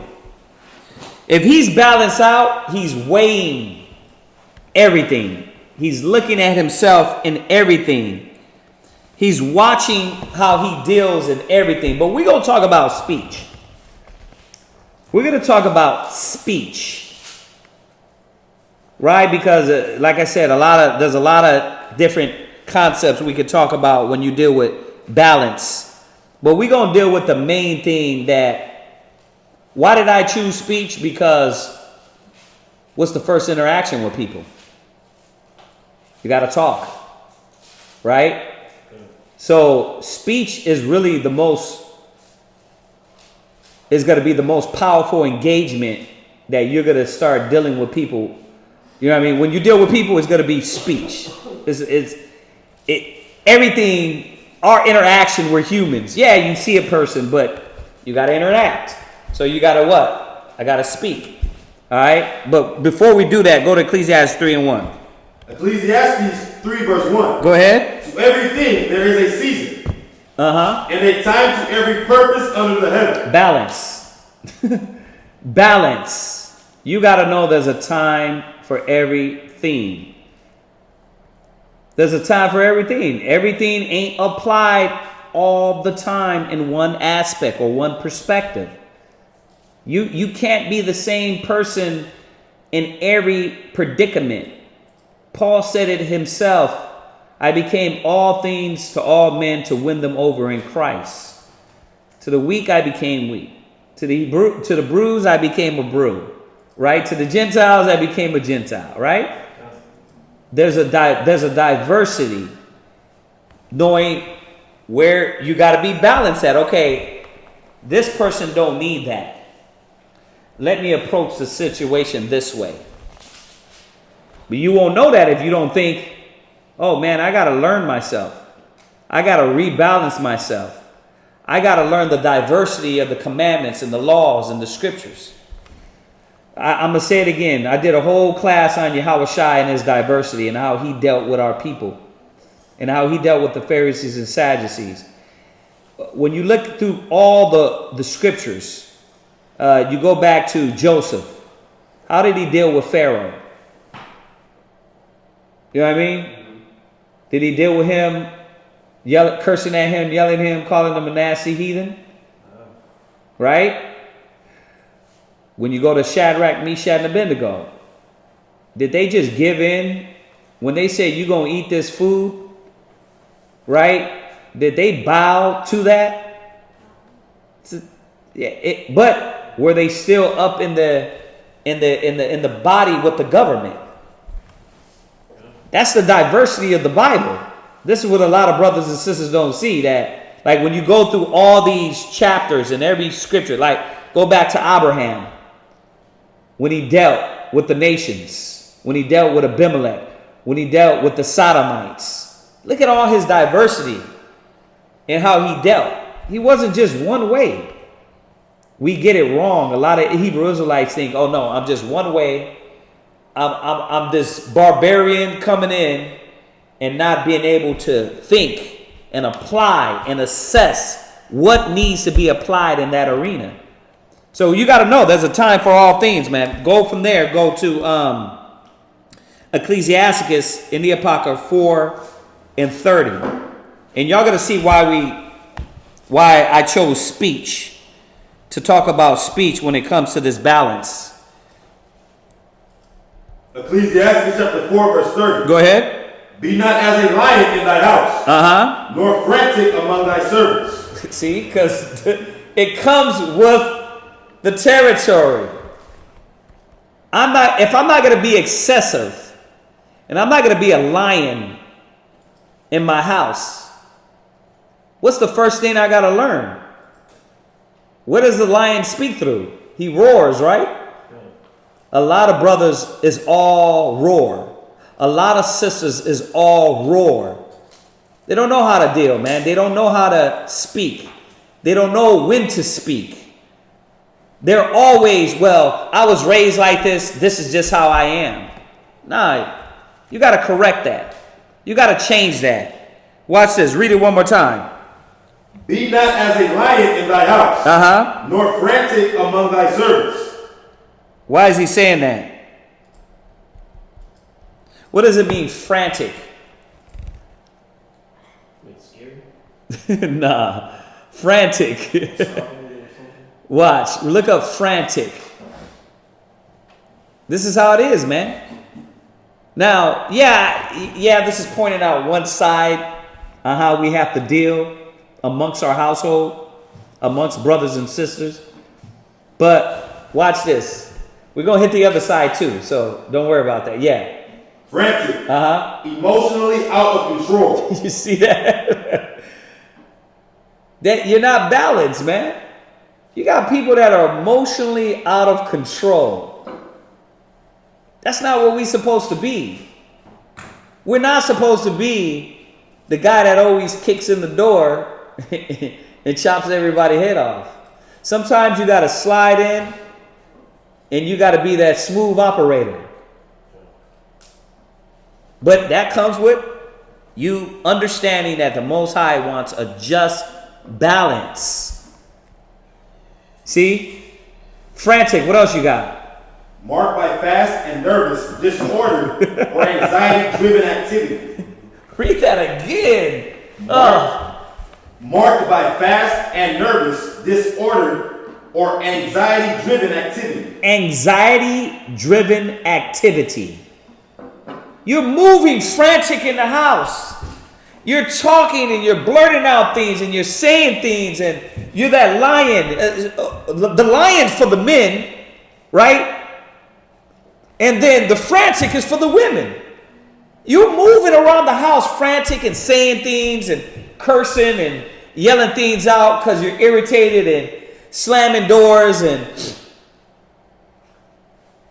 that's you're not understanding that you're not rolling in the spirit of the Most High. What? I would say technically your children are your servants. Like so a lot of Judite moms, like growing up, you go to their house, they mom get off of work cuss. They frantic as hell. Yeah. Frantic. And then you got the brothers being the lion. Think about a household like that. See, this is why you can't be excessive. You got to learn that you got to check these things in yourself or else you're going to be overboard. Yeah, there's a time for that. There's a time, man, where you got to kick in the door on the kids. Like, you tell them 1,000 times, listen, calm, told you, get this done, do this. And there's a time where I'm like, okay, go grab the belt now. You know what I mean? Go grab the belt. It's time to terminate. Right? It's time to get that ass whooping. Right? And when I whip my kids, I don't get angry. I talk to them in this tone. See, you understand what you're doing to yourself right here? How does this feel? Because why? There's no reason to get, I hate my life. Wait, I'm whooping you. You know what I mean? I'm doing a good thing. The Most High wants a balance. Then you got to teach your kids, man, I'm not whooping you out of anger. I hate you. Right? I hate my life. I'm whooping you because you need to be disciplined. It's a time for all things. Go from there. Go to You're at 20. Go to Ecclesiastes 28:25. Ecclesiastes chapter 28, verse 25. Let's talk about this frantic mind state that usually happens not only in your house, around people, around brothers, around sisters, or in the wrong area, in the supermarket, right? You don't know when to speak, how to speak, or what to say. Go ahead, read that. And weigh thy words in a balance, and make a door and bar for thy mouth. Right. The scriptures remind us that your words supposed to be weighed in a balance. So what you're saying before you say it, right? If you cursing your kids out, man, think about what they're going to think about that. They're going to think, well, then that's what I'm going to do to my kids. I'm going to curse them out too. I'm going to move frantic around the house. Right? You Hebrew Israelite men, if you're constantly doing things unbalanced in your household, what is your wife and your kids going to pick up on? The imbalance, the anger, right? The overzealousness. There's supposed to be a balance in that. Remember, it says, the zeal of my people eateth them up. Why? Because that zeal that was good ends up being a wrong motivating force. You see this? So this is a topic, man, I want brothers and sisters to really pay attention to, because our character depends on it. How we deal with brothers and sisters out there in the street. I'm going to tell you this. Not tooting our own horn, but every brother that gets in contact with brothers. Quazazat hit me up the other day. He said there's another guy walked up to him. He says, man, I see your fringes. He said, yeah. He said, yeah, I'm a Hebrew Israelite. He said, there's something different about you.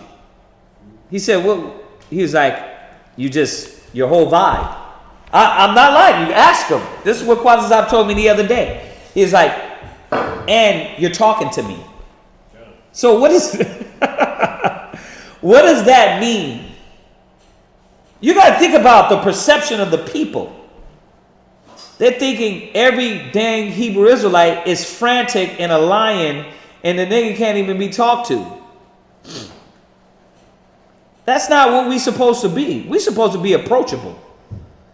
We're supposed to be able to sit down like Abraham did with the Egyptians and be able to school the nations and tell them how their beliefs in gods are wrong with wisdom and understanding, without getting excited, without losing it, without losing composure, without losing your character.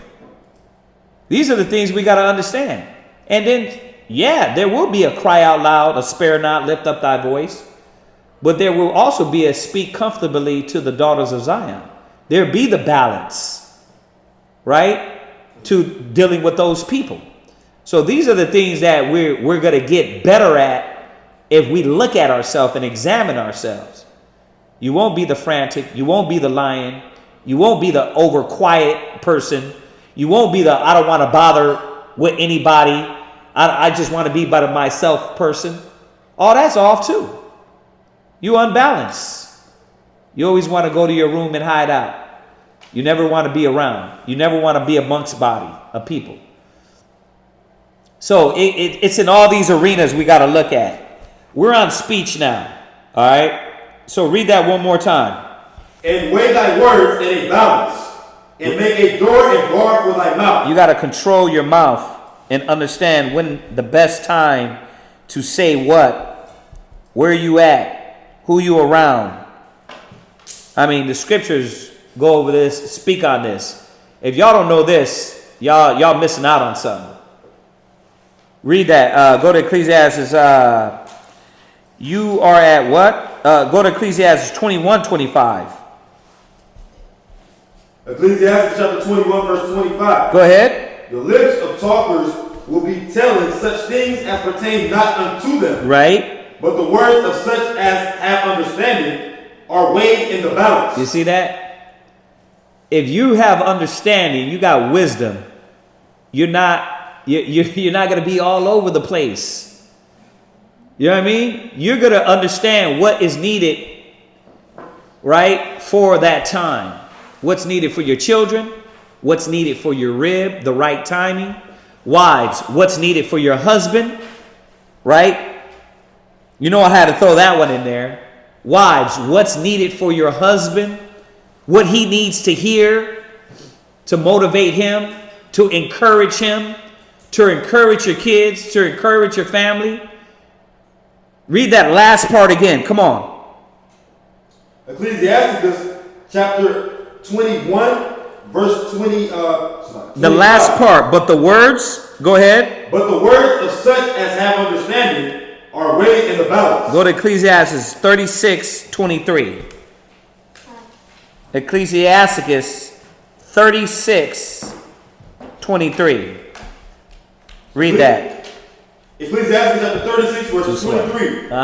If there be kindness, meekness, and comfort in her tongue. Why? Because she weighs what's in her tongue. See, when he weighs what he says, he's going to think about it. You're not the smart ass all the time. You understand? You're not a smart ass. You are weighing your tongue. You're not snapping all the time at somebody. You're weighing your tongue. You're able to look at yourself and say, man, I'm too excessive in this way, in this mind. I'm going over here, whatever my class is. Me and Quadazab talk about it all the time. We talk about it all the time. How to be able to teach brothers and sisters, motivate them, right? Get them to think without constantly ripping into them. Even though Israel needs it 90% of the time. But how do we do that? How do we motivate that brother or sister without constantly ripping into them? Now, for the ones that think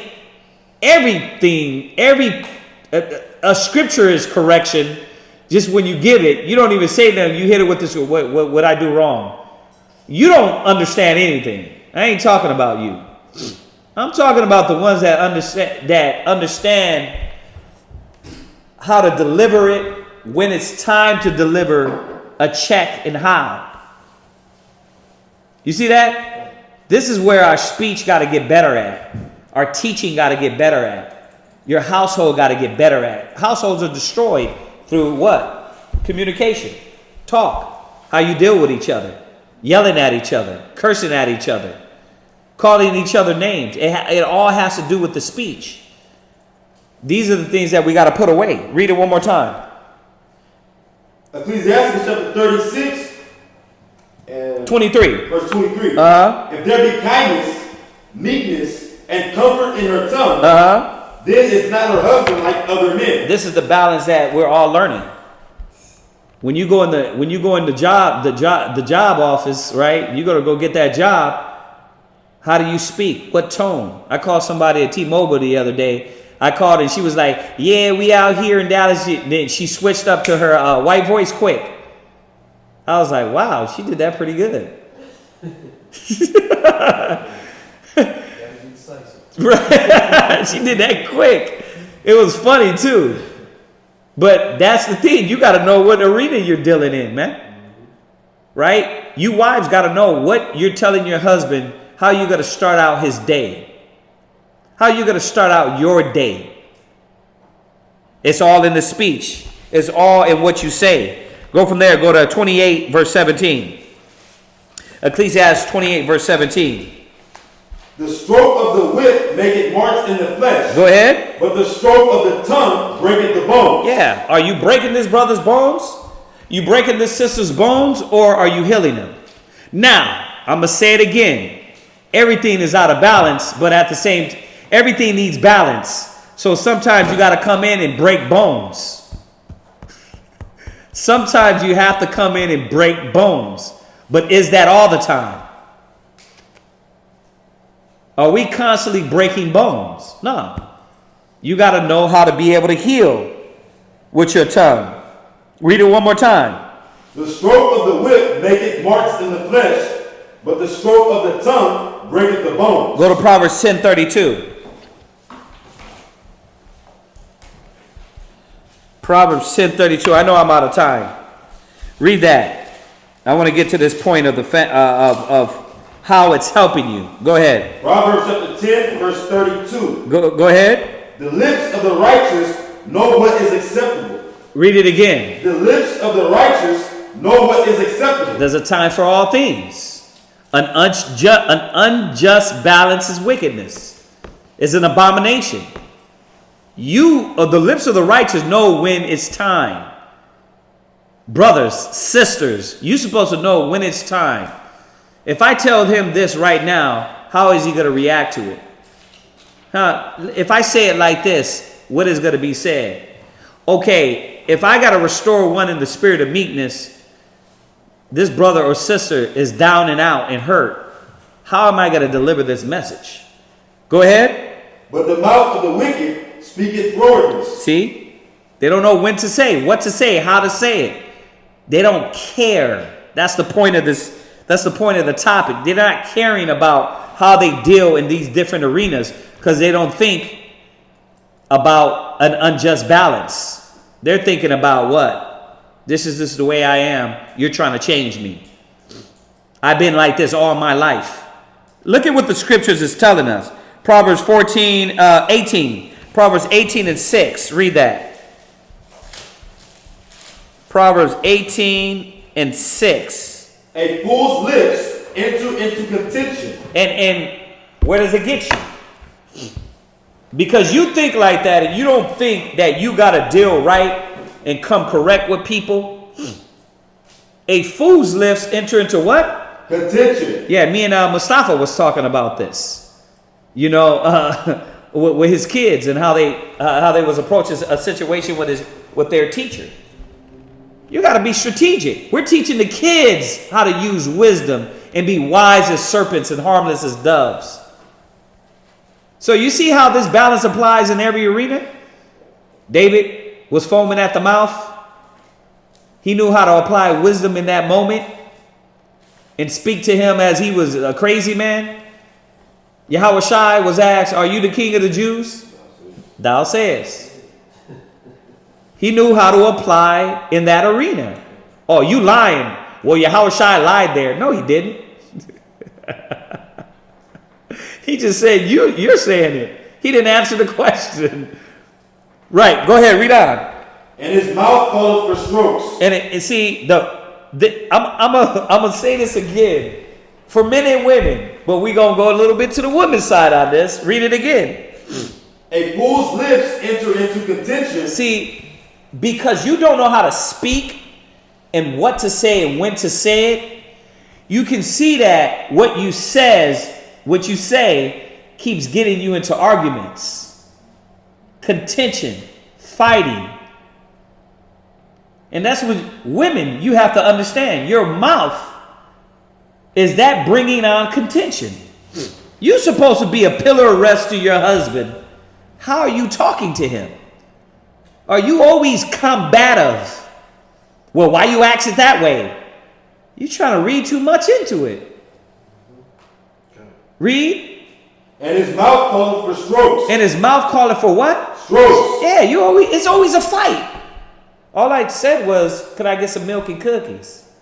What are you reading into it for? Like now? Like you want it right now? No. I was just asking for next week. Next week, do me a favor. Yeah, now. Go ahead. Verse 7. A fool's mouth is his destruction. A what? A fool's mouth is his destruction. You see, these are the things that, like I said, I started with speech because when you deal with the imbalance of how you deal and talk to people, this is what gets you in all the drama. This will get you in all the battles and fights and arguments, street fights, killing, death, is because you don't know how to talk. Stop. Watch what you're doing. You're moving the table.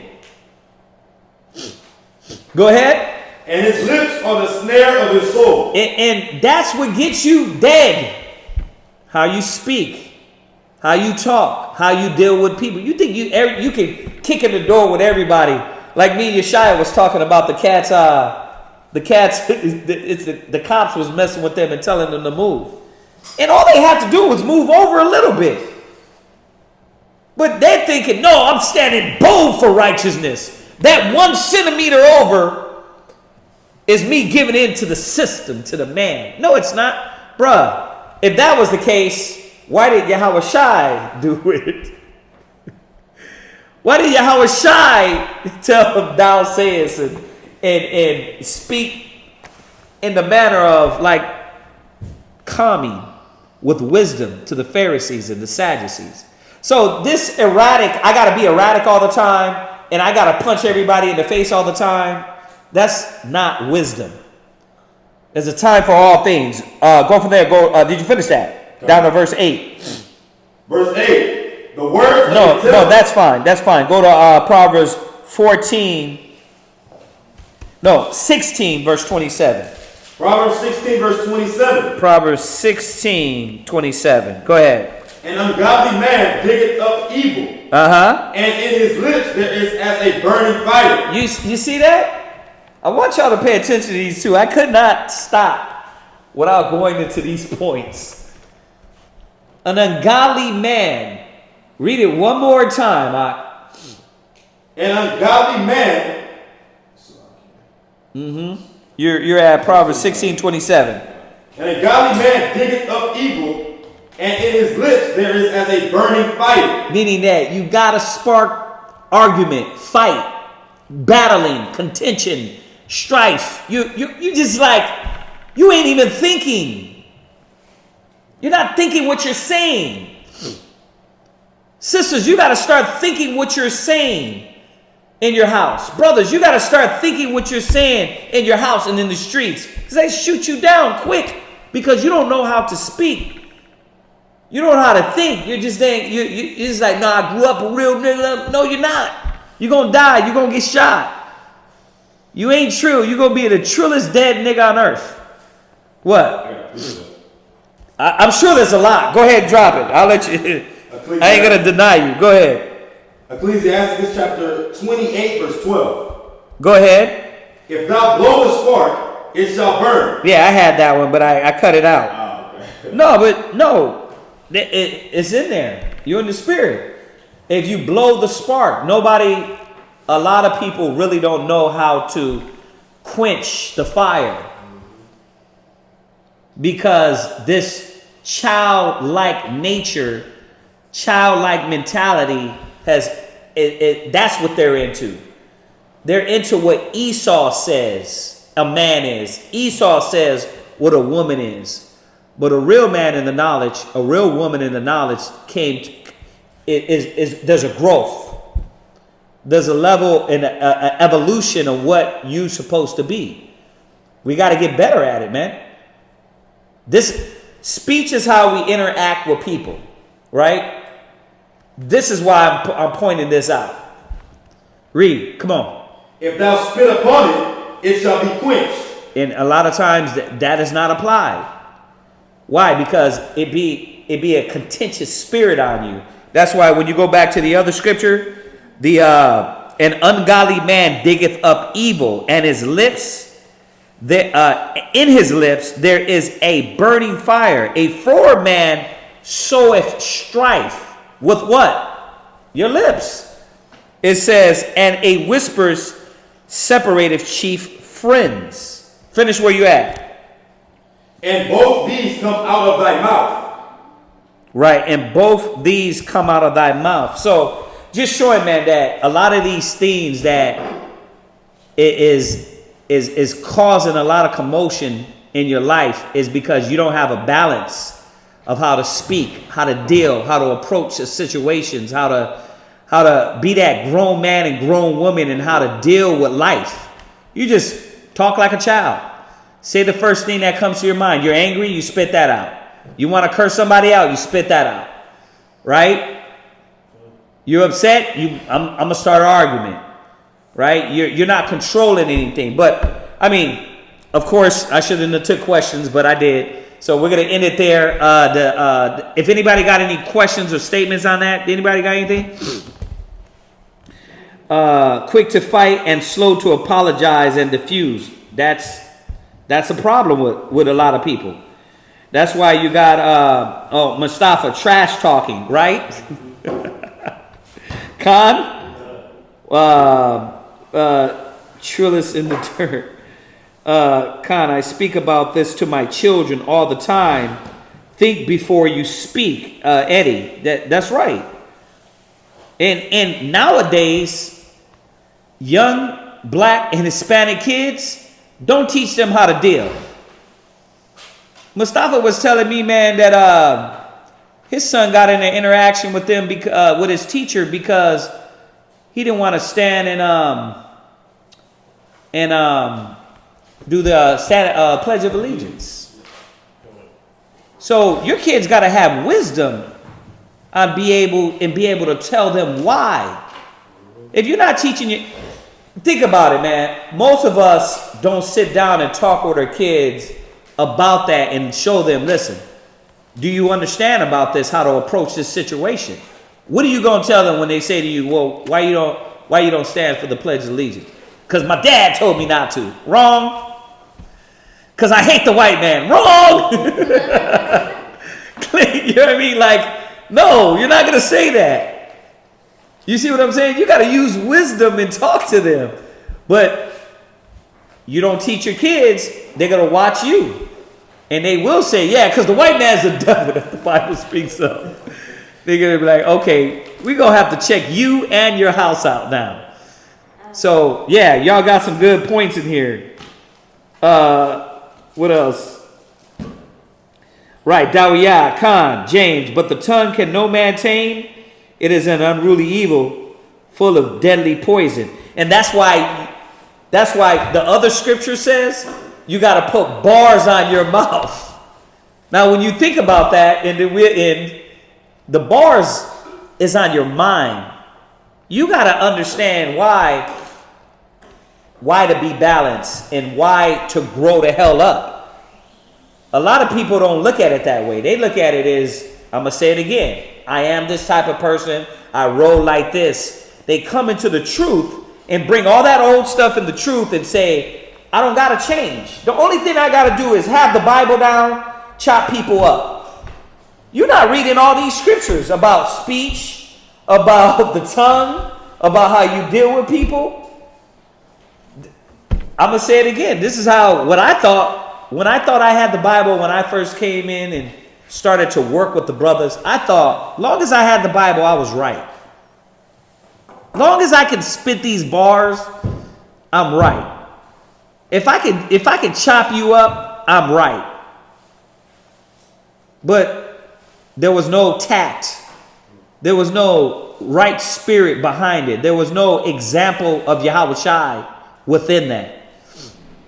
And I know there's a lot of brothers and sisters. I can admit it. I'm not perfect now with my tongue. Definitely not. You know what I mean? I'll be wanting to lose it. But I know this. I've gotten 1,000 times better. Because back in the days, my ribs, they got it. They got everything. But that was me trying to engraft the old man on the new man. Cursing you out, calling your names.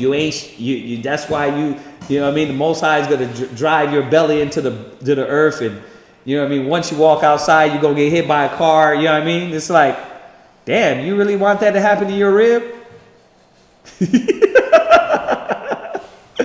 But you don't. It's just, I'm going to say it again. I didn't apply the word.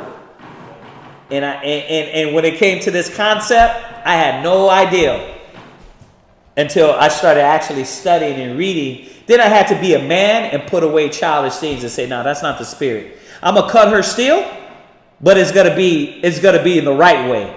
I'm gonna give you the scripture. Here, the scripture says this. Scripture says that. The word says that. You know what I mean?